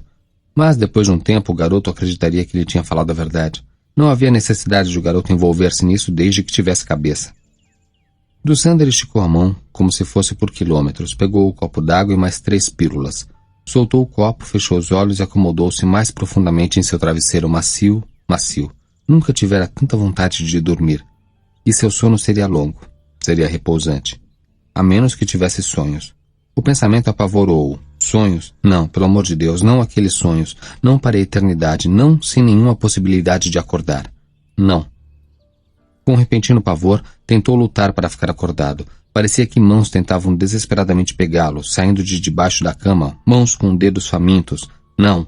Seus pensamentos dissolveram-se numa espiral ascendente de escuridão e ele desceu por essa espiral como por uma infinita curva deslizante, cada vez mais para baixo, para quaisquer sonhos que tivesse. Sua overdose foi descoberta a 1h35 e sua morte anunciara 15 minutos depois. A enfermeira em serviço era jovem e havia se sensibilizado com as cortesias ligeiramente irônicas do Sr. Denker. Rompeu em lágrimas. Era católica e não pôde entender por que um senhor tão doce, que estava melhorando, quis fazer aquilo e mandar sua alma imortal para o inferno. 26. No sábado de manhã, na casa dos Bolden, ninguém acordou antes das 9. Nesse dia, às 9h30, Todd e seu pai estavam lendo na mesa enquanto Mônica, que custava despertar completamente, servia-lhes ovos mexidos, suco e café sem falar, ainda meio dormindo. Todd lia um romance de ficção científica e Dick estava absorvido na leitura da Architectural Digest, quando o jornal foi jogado na porta. Quer que eu pegue, papai? Deixa que eu vou. Dick trouxe-o para dentro, começou a tomar seu café e então engasgou-se ao olhar a primeira página. Dick, o que aconteceu? Perguntou Mônica correndo em sua direção. Dick cuspiu o café tossindo, pois tinha descido pelo lugar errado, e enquanto Todd olhava-o por cima do livro com certo espanto, Mônica começou a bater em suas costas. Na terceira batida, seus olhos caíram na manchete do jornal e ela parou no meio, como uma estátua. Seus olhos arregalaram-se até parecer que iam realmente cair na mesa. Meu santo Deus, conseguiu dizer Dick com a voz engasgada. Não posso acreditar, começou Mônica e depois ficou em silêncio, olhou para Todd. Querido. Seu pai também estava olhando para ele. Agora alarmado, Todd deu a volta na mesa. O que foi? O Sr. Denker, disse Dick, e foi tudo o que conseguiu articular. Todd leu a manchete e entendeu tudo. Em letras escuras dizia: fugitivo nazista comete suicídio no hospital de Santo Donato. Abaixo havia 2 fotos. Todd já vira as 2. Uma delas mostrava Arthur Denker 6 anos mais moço e mais vivo. Todd sabia que tinha sido tirada por um fotógrafo hippie de rua e que o velho só a comprara para que, por acaso, não caísse em mãos erradas. A outra mostrava um oficial da SS chamado Kurt do Sander, atrás de sua mesa em Patin, o boné virado para o lado. Se tinha uma fotografia que o hippie tirara, tinham ido à sua casa. Todd leu superficialmente o artigo, a cabeça zunindo desvairadamente. Nenhuma alusão aos bêbados, mas os corpos seriam achados. E, quando isso acontecesse, a história seria conhecida no mundo inteiro. O comandante de Patin nunca perdeu o hábito, horror no porão do nazista. Ele nunca deixou de matar. Todd Bolden perdeu o equilíbrio. Ao longe, ecoando, ouviu sua mãe dar um grito estridente. Segure-o, Dick, ele vai desmaiar. A palavra desmaiar, desmaiar, desmaiar, desmaiar repetia-se sem parar. Sentiu vagamente os braços de seu pai segurando-o. E então, por algum tempo, Todd não sentiu nada. Não ouviu absolutamente nada. 27. Ed French estava comendo um biscoito quando desdobrou o jornal. Tossiu, fez um barulho como se fosse vomitar e cuspiu-o na mesa. Ed, disse Sondra French, assustada. Bom, um pouco assustada. Você está bem? Papai engasgou, anunciou a pequena Norma com agitado bom humor e juntou-se contente à mãe para bater-lhe nas costas. Ed mal sentiu os golpes, ainda estava com os olhos esbugalhados para o jornal. O que há de errado, Ed? Perguntou Sondra novamente. É ele, gritava Ed apontando o jornal com tanta força que sua unha rasgou todo o primeiro caderno. Aquele homem, O Lord Peter. Pelo amor de Deus. O que você está de... Esse é o avô de Todd Bowden. O quê? Esse criminoso de guerra? Ed, que loucura. Mas é ele. Ed quase gemeu. Meu Deus todo-poderoso, é ele. Sondra French olhou a fotografia longa e fixamente. Ele não se parece nada com Peter Winsey, disse finalmente. 28. Todd, branco como uma parede, estava sentado no sofá entre sua mãe e seu pai. Em frente a eles estava um detetive da polícia grisalho e delicado chamado Hitler. O pai de Todd havia se oferecido para chamar a polícia, mas o próprio Todd o fizera. A voz dissonante mudando de registro como acontecia aos 14 anos. Terminou seu depoimento. Não levara muito tempo. Falou mecanicamente e sem emoção, o que apavorou Mônica. Tinha 17 anos, é bem verdade, mas ainda era um garoto em vários aspectos. Aquilo o marcaria para sempre. Eu lia para ele... não sei... Tom Jones, The Mill on the Floss. Esse foi chato. Achei que nunca fôssemos terminar. Algumas histórias de Hawthorne. Lembro que ele gostou especialmente de Great Stone Face e de Young Goodman Brown. Começamos The Pickwick Papers, mas ele não gostou. Disse que Dickens só conseguia ser engraçado quando era sério. E esse era brincalhão. Essa foi a palavra que ele usou, brincalhão. Conseguimos ler melhor Tom Jones. Nós dois gostamos. E isso foi há 3 anos, disse Hitler. Sim, sempre ia lá quando tinha uma chance, mas no segundo grau tínhamos que cruzar a cidade de ônibus, e alguns garotos começaram a formar um time de beisebol. Havia mais dever de casa, o senhor sabe, as coisas estavam acontecendo. Você tinha menos tempo. Menos tempo, é isso. No segundo grau tinha que estudar muito mais, conseguir boas notas para entrar na faculdade. Mas Todd é um aluno muito inteligente, disse Mônica quase automaticamente. Foi orador de sua turma, ficamos muito orgulhosos. Imagino que sim. Hitler falou com um sorriso caloroso. Tenho 2 filhos em Fairview, no Vale, e eles só são capazes de se sair bem nos esportes. Virou-se para Todd. Você parou de ler livros para ele depois que entrou para o segundo grau? Não. De vez em quando li o jornal para ele. Eu chegava e ele me perguntava quais eram as manchetes. Estava interessado no Watergate, que estava acontecendo bem na época. E sempre queria saber sobre o mercado de ações, e a letra daquela página costumava deixar ele puto. Desculpe, mamãe. Ela bateu em sua mão. Não sei por que se interessava pelo mercado de ações, mas sei que se interessava. Tinha algumas ações, disse Hitler. Era disso que vivia. Tinha também 5 carteiras de identidade espalhadas pela casa. Era mesmo esperto. Acho que ele guardava as ações num cofre em algum lugar, comentou Todd. Como disse? Hitler levantou as sobrancelhas. As ações, disse Todd. Seu pai, que também pareceu intrigado, assentiu para Hitler. Os certificados das ações, os poucos que restaram, estavam num baú embaixo de sua cama, disse Hitler, junto com a foto dele como Denker. Ele tinha um cofre alugado, meu filho? Ele alguma vez falou disso? Todd pensou e balançou a cabeça. Só achei que era lá que guardavam as ações. Não sei. Essa coisa toda está... O senhor sabe, me deixando maluco. Sacudiu a cabeça aturdida, de forma perfeitamente real. Estava realmente aturdido. No entanto, aos poucos sentiu seu instinto de autopreservação aflorar. Sentiu uma crescente vivacidade e os primeiros sinais de confiança. Se o Sander tivesse mesmo alugado um cofre para guardar seu documento, não teria transferido os certificados de ações restantes para lá? E aquela fotografia? Estamos trabalhando junto com os israelenses nesse caso, disse Hitler, de forma não oficial. Ficaria muito grato se não mencionasse isso, se decidisse falar à imprensa. São profissionais mesmo.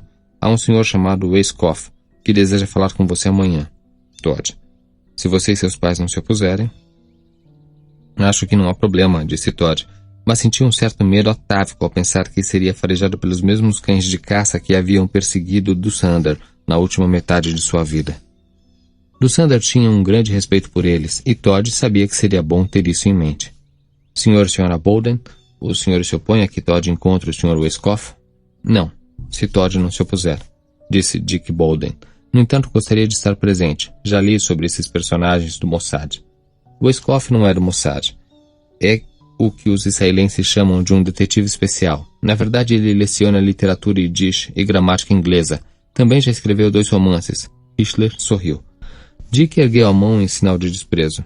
Ele pode ser o que for, mas não vou deixá-lo atormentar Todd. Pelo que eu li, esses camaradas, às vezes, são um pouco profissionais demais.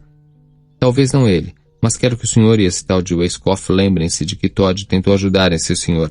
Ele estava usando uma identidade falsa, mas Todd não sabia disso. Chega, papai. Interrompeu Todd com um sorriso pálido. Quero apenas que vocês cooperem ao máximo, disse Hitchler. Compreendo a sua preocupação, Sr. Bolden. Creio que o senhor achará Waiscoff uma pessoa agradável e calma. Acabei minhas perguntas.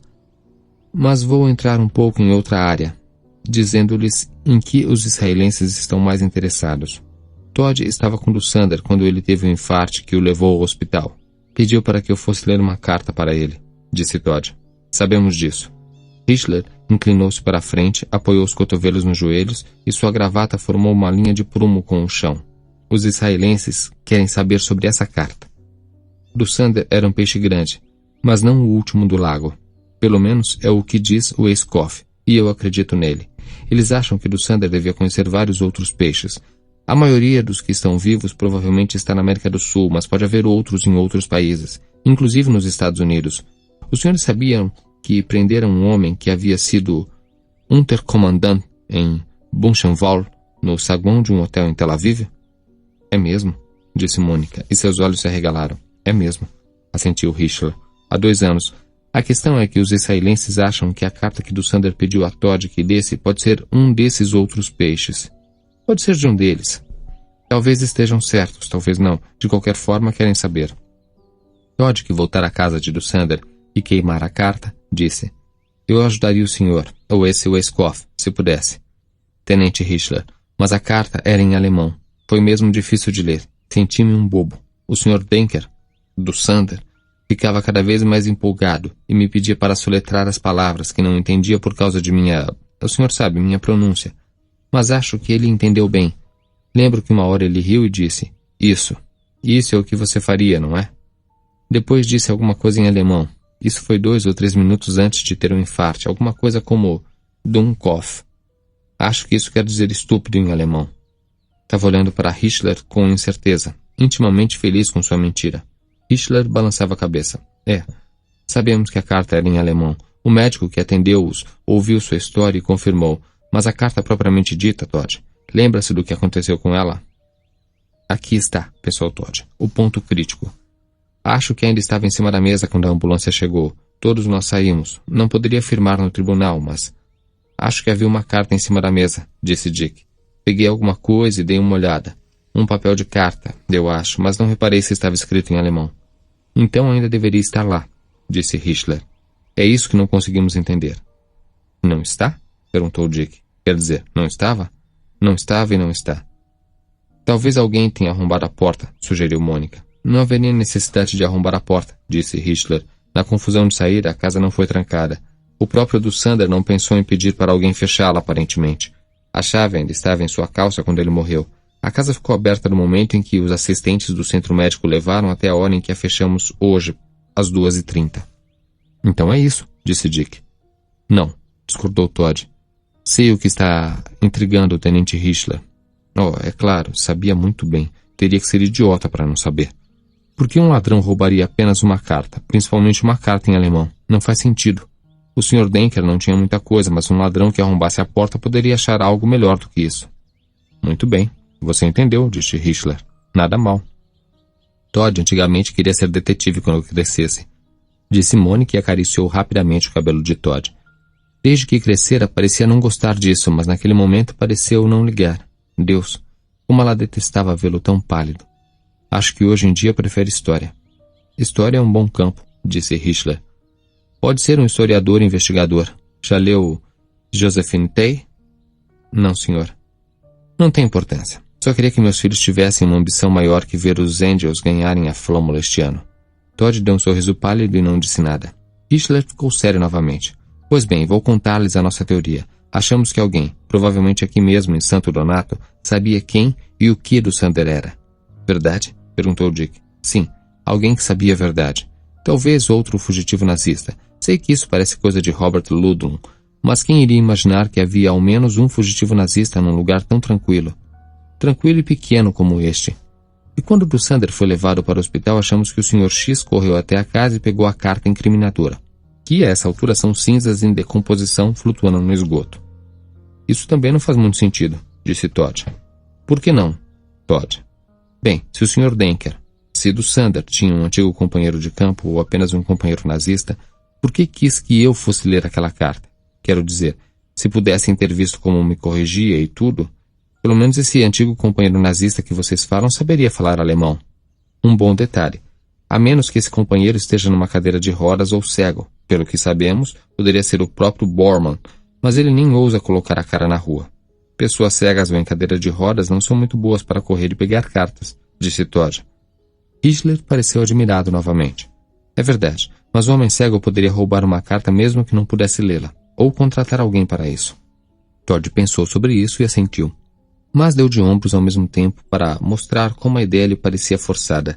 Hitler passara muito além de Robert Ludlum e entrara na terra de Saxe-Homer, mas o quanto a ideia parecia forçada não importava porra nenhuma, não é?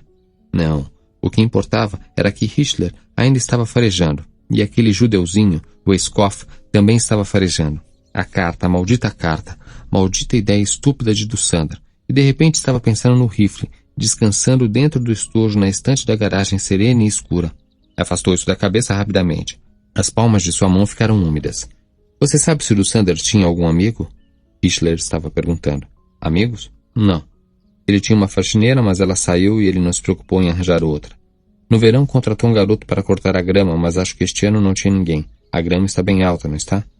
Sim, estivemos em várias casas e não parece que ele tenha contratado alguém. Ele recebia telefonemas. Ou não recebia? Claro, respondeu Todd de pronto. Aí estava um lampejo de luz, uma possível forma de escape relativamente segura. O telefone de Sander realmente tocara meia dúzia de vezes desde que o conhecera. Vendedores, uma organização de pesquisa de opinião pública querendo saber sobre os alimentos do café da manhã. O resto, enganos. Só tinha o telefone para o caso de ficar doente, como finalmente aconteceu. Que sua alma apodreça no inferno. Costumava receber 1 ou 2 telefonemas por semana. Ele falava em alemão nessas ocasiões? Perguntou Hitler rapidamente. Parecia empolgado.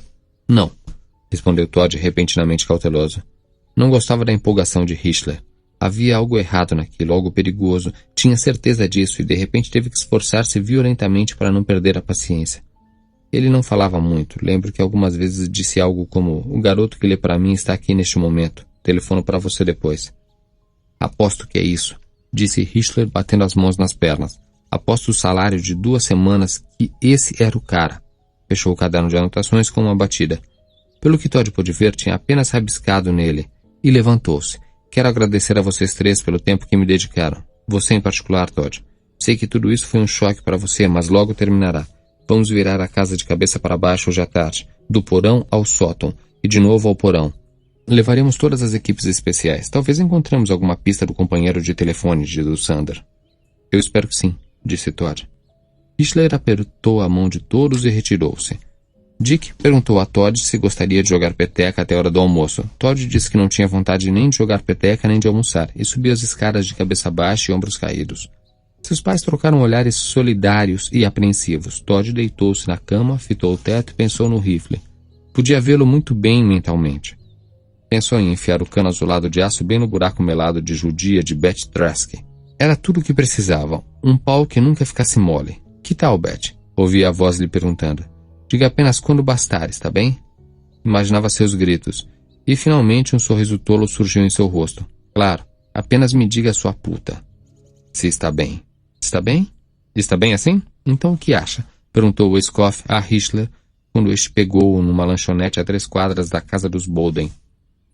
Olha, acho que o garoto participou disso de alguma forma, disse Hitler. De alguma forma, de alguma maneira. Até certo ponto. Mas puxa, como é calmo. Se você jogasse água quente na boca dele, acho que cuspiria pedras de gelo. Eu o confundi algumas vezes, mas não consegui nada que pudesse usar no tribunal. E se eu tivesse ido mais longe, algum advogado esperto poderia conseguir livrá-lo da armadilha, mesmo que alguma coisa ficasse evidente. Quero dizer, a justiça ainda o vê como criança. O garoto só tem 17 anos. Em certos aspectos, acho que ele não é uma criança de verdade desde talvez os 8 anos. Cara, ele é horrível. Hitler colocou um cigarro na boca e riu. Uma risada vacilante. Estou dizendo, ele é horrível. Que deslizes ele cometeu? Os telefonemas é a coisa mais importante. Quando lancei a ideia, vi seus olhos acenderem como um fliperama. Hichler dobrou à esquerda e entrou com a indescritível Chevy nova na rampa de entrada da autoestrada. A 200 metros à direita deles ficava a ladeira e a árvore caída onde Todd dera tiros simulados com seu rifle no trânsito da autoestrada, num sábado de manhã. Não fazia muito tempo. Ele estava pensando, esse tira deve estar maluco se acha que do Sander tinha um amigo nazista aqui na cidade. Mas se ele realmente acha isso, saiu dessa fria. Então ele disse sim. Do Sander recebia 1 ou 2 telefonemas por semana. Muito misterioso. Não posso falar agora, Z5. Ligo depois. Esse tipo de coisa. Mas do Sander teve um telefone bem quieto nos últimos anos. Quase sem atividade e nenhuma chamada interurbana. Não recebia 1 ou 2 telefonemas por semana. O que mais? Ele imediatamente chegou à conclusão de que a carta tinha sumido e pronto. Ele sabia que era a única coisa que estava faltando porque foi ele que voltou e pegou-a. Hichler amassou o cigarro no cinzeiro. Achamos que a carta foi apenas um álibi. Achamos que do Sander teve um infarte enquanto tentava enterrar o corpo, o mais recente. Havia sujeira em seus sapatos e punhos. Logo é uma suposição razoável. Isso significa que chamou o garoto depois que teve o infarte, não antes. Ele sobe de 4 as escadas e telefona para o garoto. O garoto fica apavorado. Se é que fica apavorado de vez em quando. E inventa a história da carta impulsivamente. Não é genial, mas também não é tão má, considerando-se as circunstâncias. Ele vai lá e limpa a sujeira que do Sander fez. Então o garoto fica numa agonia fodida. A ambulância do centro médico está chegando, seu pai está chegando e ele precisa da carta para disfarçar. Ele sobe e arromba a caixa. Tem confirmação disso? Perguntou o Escoff acendendo um cigarro.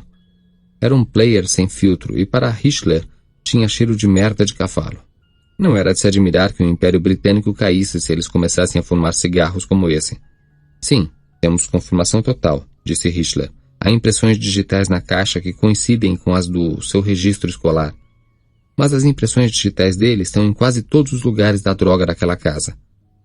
No entanto, se confrontá-lo com tudo isso pode assustá-lo, disse o Escoff. Ei, olha aqui. Você não conhece esse menino. Quando eu disse que ele era calmo, estava falando sério. Ele diria que do Sander lhe pedira para apanhar a caixa 1 ou 2 vezes para guardar ou pegar alguma coisa. Suas impressões digitais estão na pá. Diria que a usara para plantar uma roseira no jardim. Hichler pegou um maço de cigarros, mas estava vazio. O Escoff ofereceu-lhe um player. Hichler deu uma tragada e começou a tossir. O gosto é tão ruim quanto o cheiro, disse engasgado. Como os hambúrgueres que comemos ontem no almoço, respondeu o Escoff rindo. Aqueles McBurgers. Big Macs. Hichler riu também. É isso aí. Quer dizer que a miscigenação cultural nem sempre funciona. Seu sorriso murchou. Ele parece muito distinto, sabia? Sim. Não é nenhum disc-jockey cabeludo com correntes nas botas de motocicleta. Não, disse o Escoff que olhava o tráfego à sua volta e estava muito feliz por não estar dirigindo. Ele é apenas um garoto branco de boa família, e acho difícil acreditar que... Pensei que vocês mandavam ele segurarem rifles e granadas quando chegavam aos 18 anos. Em Israel. Sim, mas ele só tinha 14 anos quando tudo isso começou. Por que um garoto de 14 anos se envolveria com um sujeito como o do Sander? Já tentei entender várias vezes e ainda não consegui.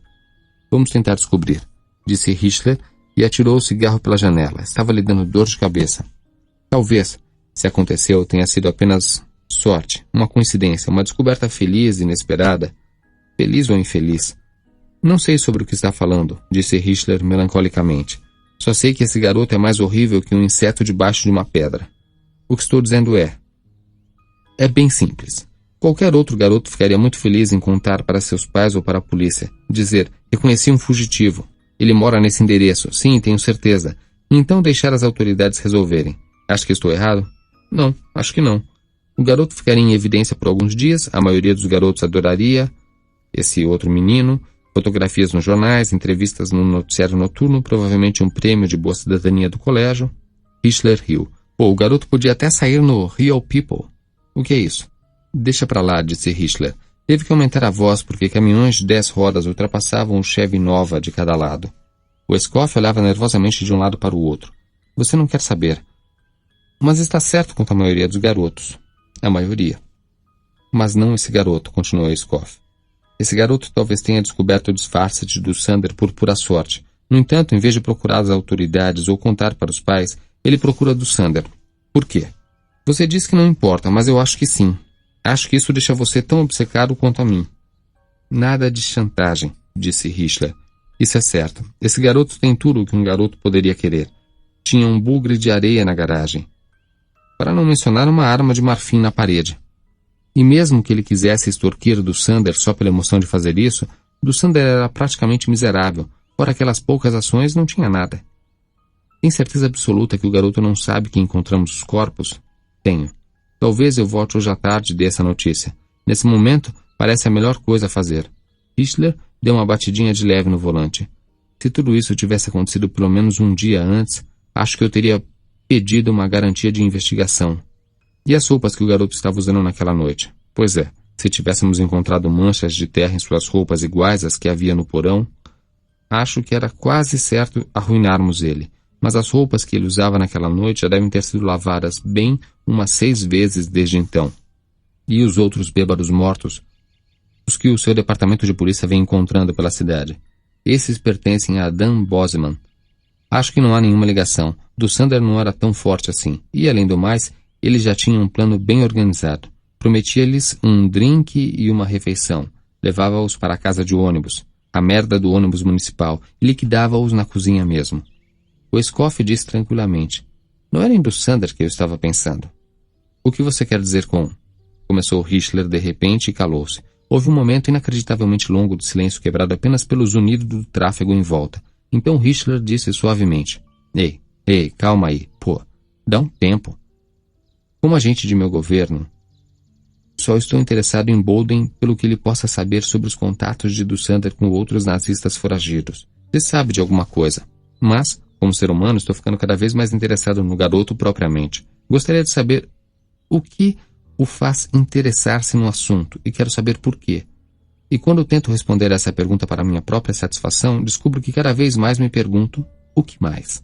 Mas, você acha, fico me perguntando, que as atrocidades em que do Sander tomava parte formavam a base de atração entre eles? É uma ideia terrível, eu sei disso. As coisas que aconteceram naqueles campos ainda têm força suficiente para dar náuseas. Sinto isso. Embora o único parente meu que foi para um campo de concentração tenha sido meu avô, que morreu quando eu tinha 3 anos. Mas talvez alguma coisa que os alemães fizeram exerça uma fascinação enorme sobre nós. Alguma coisa que abre as catacumbas da imaginação. Talvez parte da aversão e do horror venha da consciência secreta de que, sob as circunstâncias certas ou erradas, nós mesmos estaríamos dispostos a construir lugares assim. Descoberta inesperada, infeliz. Talvez saibamos que, sob as circunstâncias certas, as coisas que vivem nas catacumbas gostariam de sair? E como acha que iriam parecer? Führers loucos com topetes e bigodes de graxa de sapato mandando em tudo? Como diabos vermelhos, demônios ou como dragões que flutuam com suas asas fétidas de réptil? Não sei, disse Hitler. Acho que a maioria pareceria contadores comuns, disse o Escoff. Homenzinhos medíocres com gráficos, mapas e calculadoras prontos para começar a aumentar o índice de mortes para que da próxima vez pudessem matar talvez 20 ou 30 milhões, em vez de apenas 6. E algum deles poderá se parecer com Todd Baldwin? Você é quase tão horripilante quanto ele, disse Hitler. O Escoff assentiu. É um assunto horripilante. Encontrar aqueles homens e bichos mortos no porão de do Sander, isso é horripilante, não é? Já pensou que talvez esse garoto tenha começado com um simples interesse pelos campos? Um interesse não muito diferente dos interesses de garotos que colecionam selos ou moedas e que gostam de ler sobre os desesperados do Oeste no tempo dos pioneiros? E que ele foi até do Sander conseguir suas informações diretamente da fonte? Claro, disse Hitler automaticamente. Cara, a essa altura acredito em qualquer coisa. Pode ser, murmurou o Escoff. Sua voz quase se perdeu com o estrondo de outro caminhão. Estava escrito Budweiser no caminhão de 10 rodas que passava por eles, em enormes letras de um dos lados. Que país engraçado, pensou o Escoff e acendeu outro cigarro. Eles não entendem como podemos viver cercados de árabes malucos, mas eu, se morasse aqui, 2 anos teria um esgotamento nervoso. Pode ser. E pode ser impossível estar perto de um assassinato atrás do outro e não se sensibilizar com isso. 29. O cara baixo que entrou na sala da polícia trouxe um fedor perturbador com ele. Cheirava a banana podre, óleo de fígado de bacalhau, merda de barata e o interior de um caminhão de lixo no final de uma semana movimentada.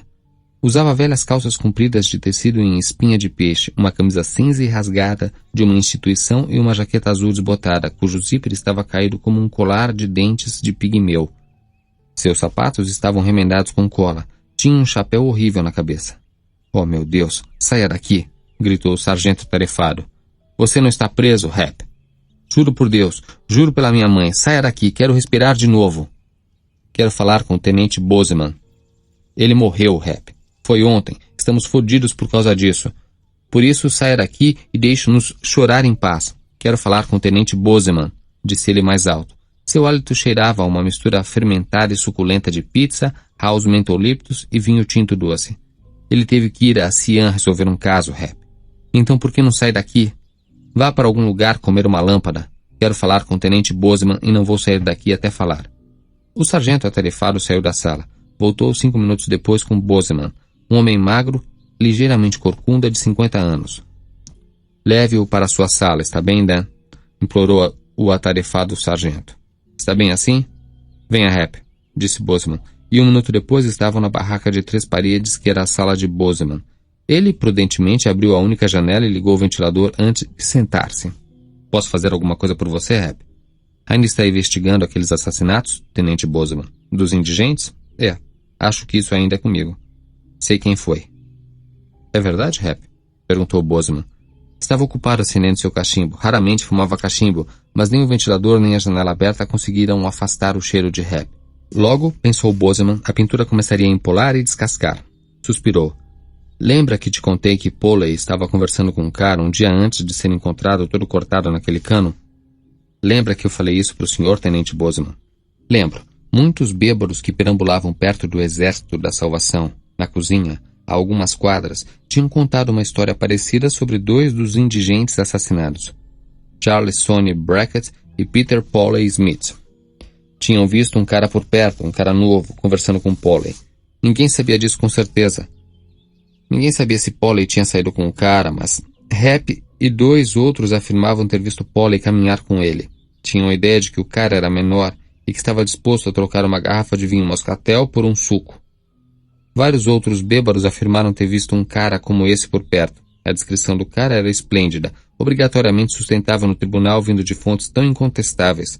Jovem, louro e branco. O que mais era preciso para dar errado? Bem, ontem à noite eu estava no parque, disse Hap. E por acaso eu tinha montes de jornais velhos. Há uma lei contra a vadiagem nessa cidade, Hap. Eu só estava colecionando, disse Hap com firmeza. É horrível como as pessoas sujam a cidade. Eu estava dormindo num lugar público, um lugar público horrível. Alguns jornais eram de uma semana antes. Sim, Hap, disse Bozeman. Lembrava vagamente que estava com muita fome e louco para almoçar. Esse tempo todo parecia muito distante agora. Quando eu acordei, o jornal tinha voado da minha cara e eu estava olhando para o sujeito. Deu um pulo enorme, vou te dizer. Olhe, esse é o cara, esse cara aqui. Pegou uma folha de papel amassada, amarelada e manchada de água, dentro da jaqueta e desdobrou-a. Bozeman inclinou-se para a frente, agora moderadamente interessado. Hap colocou o jornal em cima da mesa para que ele lesse a manchete. Rapazes ingressam na faculdade. Qual deles, Hap? Apontou com um dedo encardido a fotografia à direita. Ele. Diz que o nome dele é Todd Bowden. Bozeman olhou da fotografia para Hap, pensando quantas células da mente de Hap ainda estavam inteiras e funcionando depois de 20 anos mergulhadas em vinho barato e temperadas ocasionalmente com externo. Nota do tradutor. Externo, pasta feita com álcool e vaselina para fazer fogo. Fim da nota do tradutor. Como pode ter certeza, Hap? Ele está com um boné de beisebol na fotografia. Não dá para ver se ele é louro ou não. O sorriso, disse Hap. É o jeito que ele está sorrindo. Ele estava dando esse mesmo sorriso. A vida não é lá essas coisas, para Polly quando eles caminharam juntos. Não confundiria esse sorriso nem daqui a 1 milhão de anos. É ele, é esse o cara. Bozeman mal ouviu essa última frase, estava pensando e pensando muito. Todd Bowden, o nome parecia muito familiar, algo que o incomodava mais ainda do que a ideia de um herói do 2º grau estar andando com bêbados e os matando. Achava que tinha ouvido aquele nome hoje de manhã numa conversa. Franziu a testa, tentando lembrar onde. Hap saíra e Dan Bozeman ainda estava tentando descobrir quando Hitler e o Escoff entraram. E foi o som de suas vozes, enquanto serviam-se de café na sala da polícia, que finalmente o fez lembrar. Santo Deus, disse o tenente Bozeman, e levantou-se apressado. Seus pais tinham se oferecido para cancelar seus compromissos à tarde. Mônica às compras e Dick o jogo de golfe, com pessoas de negócios, e ficar em casa com ele, mas Todd lhes disse que preferia ficar sozinho. Achava que ia limpar o rifle e refletir sobre tudo o que acontecera. Tentar esclarecer as coisas em sua cabeça. Todd, disse Dick, e de repente descobriu que não tinha muito a dizer. Achava que se fosse o seu próprio pai teria aconselhado orações a essa altura. Mas as gerações tinham mudado e os Bolden já não tinham tanto esse hábito. Às vezes, essas coisas acontecem. Finalizou sem muita convicção, porque Todd continuava olhando para ele. Tente não remoer muito essa ideia. Tudo bem, disse Todd. Depois que foram embora, pegou alguns pedaços de pano e uma garrafa de óleo para armas e levou-os para o banco do jardim ao lado das roseiras. Voltou à garagem e pegou o rifle. Levou-o para o banco e abriu-o, o perfume doce e seco das rosas penetrando agradavelmente em seu nariz. Limpou o rifle completamente, murmurando uma canção enquanto isso, algumas vezes assoviando por entre os dentes. Fechou a arma de novo. Fazia isso muito bem no escuro, sua mente vagava livre. Quando retornou, 5 minutos depois, observou que carregara a arma. A ideia de mirar não o atraía muito. Não hoje, mas já tinha carregado. Pensou consigo que não sabia por quê. Claro que sabe, Todd querido. A hora de falar chegou. E foi quando o Saab amarelo brilhante dobrou na entrada de automóveis de sua casa. O homem que saltou era vagamente familiar a Todd, mas não o identificou até bater a porta do carro e começar a andar em sua direção. Quando Todd viu o tênis de cano baixo, um Keds azul claro. Raios o parto. Aí estava caminhando na alameda da casa de Todd. Ed Galocha French, o homem dos Keds. Olá, Todd. Há quanto tempo? Todd encostou o rifle na beira do banco e ofereceu seu sorriso largo e cativante. Olá, Sr. French. O que o senhor está fazendo neste lado distante da cidade? Seus pais estão em casa? Não. Queria alguma coisa com eles? Não, disse Ed French, depois de uma longa pausa meditativa. Não, acho que não. Acho que talvez seja melhor só nós dois conversarmos. Só para começar, aliás. Talvez você possa dar uma explicação perfeitamente razoável para tudo isso, embora Deus saiba que tenho minhas dúvidas. Colocou a mão no bolso da frente da calça e tirou um pedaço de jornal. Todd sabia o que era mesmo antes de Ed French entregar-lhe e pela segunda vez naquele dia estava olhando as fotos comparativas de do Sander. A que o fotógrafo de rua tirara havia sido circundada com caneta preta. O sentido estava bem claro para Todd. French reconhecera o avô de Todd e agora queria contar para todo mundo, queria ajudar a espalhar as boas notícias. O bom e velho Ed Galocha com sua conversa cansativa e o tênis filho da puta. A polícia ficaria muito interessada, mas, é claro, já estava. Sabia disso agora. A sensação de depressão começara cerca de 30 minutos depois que Hitler saíra. Era como se tivesse viajado muito alto num balão cheio de gás da felicidade. Então, uma fria flecha de aço furara o balão que agora caía vertiginosamente. Os telefonemas. Essa foi boa. Hitler apresentara aquilo habilmente. Claro, dissera ele, arriscando-se a cair na armadilha. Ele recebe 1 ou 2 telefonemas por semana. Deixe eles saírem procurando com alar de ex-nazistas velhos por todo o sul da Califórnia. Ótimo. A não ser que tivessem ouvido uma história diferente da telefônica. Todd não sabia se a companhia telefônica podia informar o quanto o telefone é usado, mas ele vira um brilho nos olhos de Hitler. Então houve a carta. Inadvertidamente, dissera a Hitler que a casa não havia sido roubada. E Hitler não tivera dúvidas de que Todd só poderia saber disso se tivesse voltado, como na realidade fizera. Não apenas uma vez, mas 3 vezes. Primeiro para pegar a carta e 2 vezes mais para procurar algo incriminador. Não havia nada. Até o uniforme da SS não estava lá, embora tivesse sido utilizado algumas vezes por do Sander nos últimos 4 anos. E também os corpos. Hitler não os mencionara. Primeiro Todd achou que fora bom. Deixe eles caçarem um pouco mais até se esclarecerem as coisas. E sua história, na sua cabeça.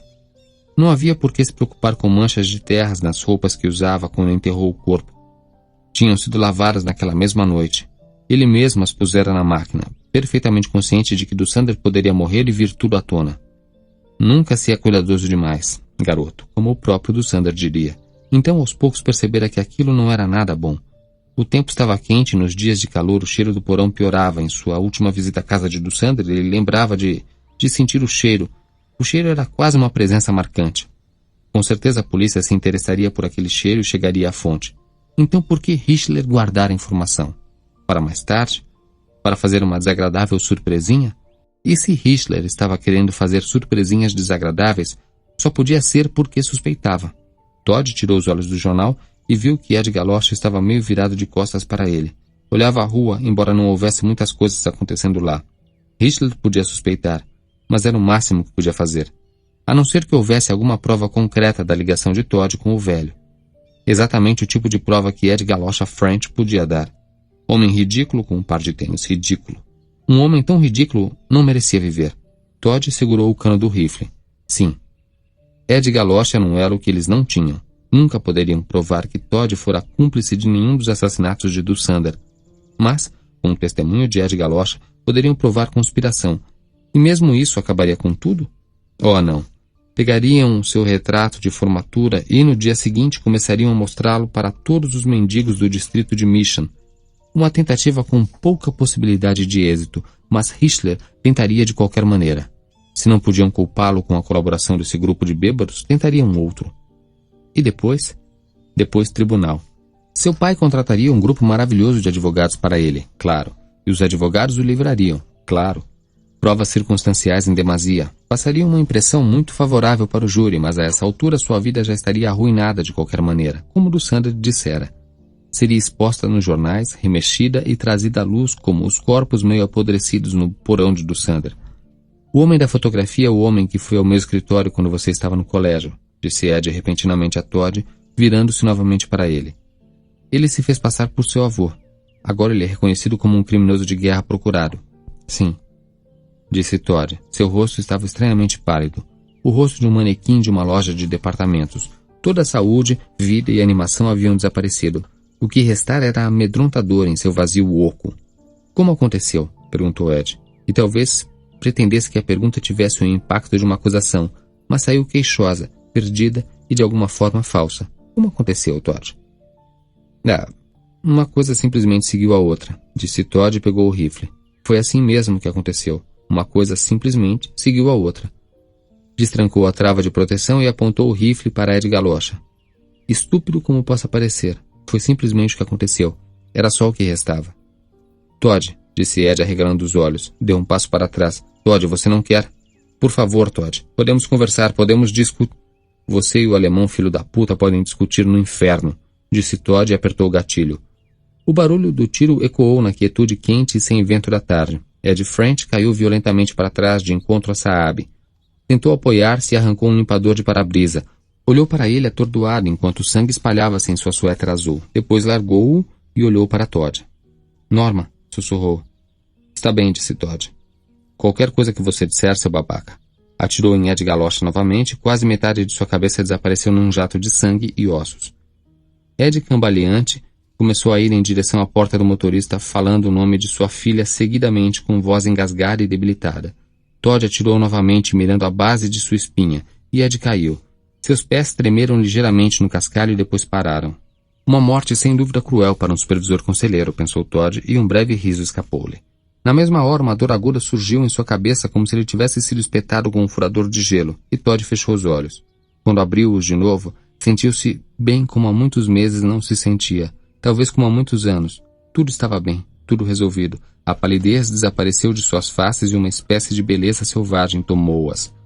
Voltou para a garagem e pegou toda a munição que tinha, mais de 400 cartuchos, colocou-os em sua velha mochila e pendurou-a nas costas. Quando saiu ao sol, sorria excitado, os olhos dançando, como garotos que sorriem em seus aniversários, no Natal, no 4 de julho. Era o sorriso de quem via foguetes, casas nas árvores, sinais secretos, lugares de encontros. O resultado de um grande jogo triunfal, quando os jogadores são carregados nos ombros dos fãs exultantes para o meio do estádio e para a cidade. O sorriso de êxtase de rapazes que saem para a guerra com capacetes que lembram baldes de carvão. Sou o rei do mundo. Gritou poderosamente para o céu e ergueu o rifle com as duas mãos acima da cabeça por um momento. Então, segurando-o com a mão direita, começou a caminhar em direção ao lugar acima da autoestrada, onde a terra se dissolvia e a árvore caída lhe daria abrigo. 5 horas depois, quase noite, eles o levaram.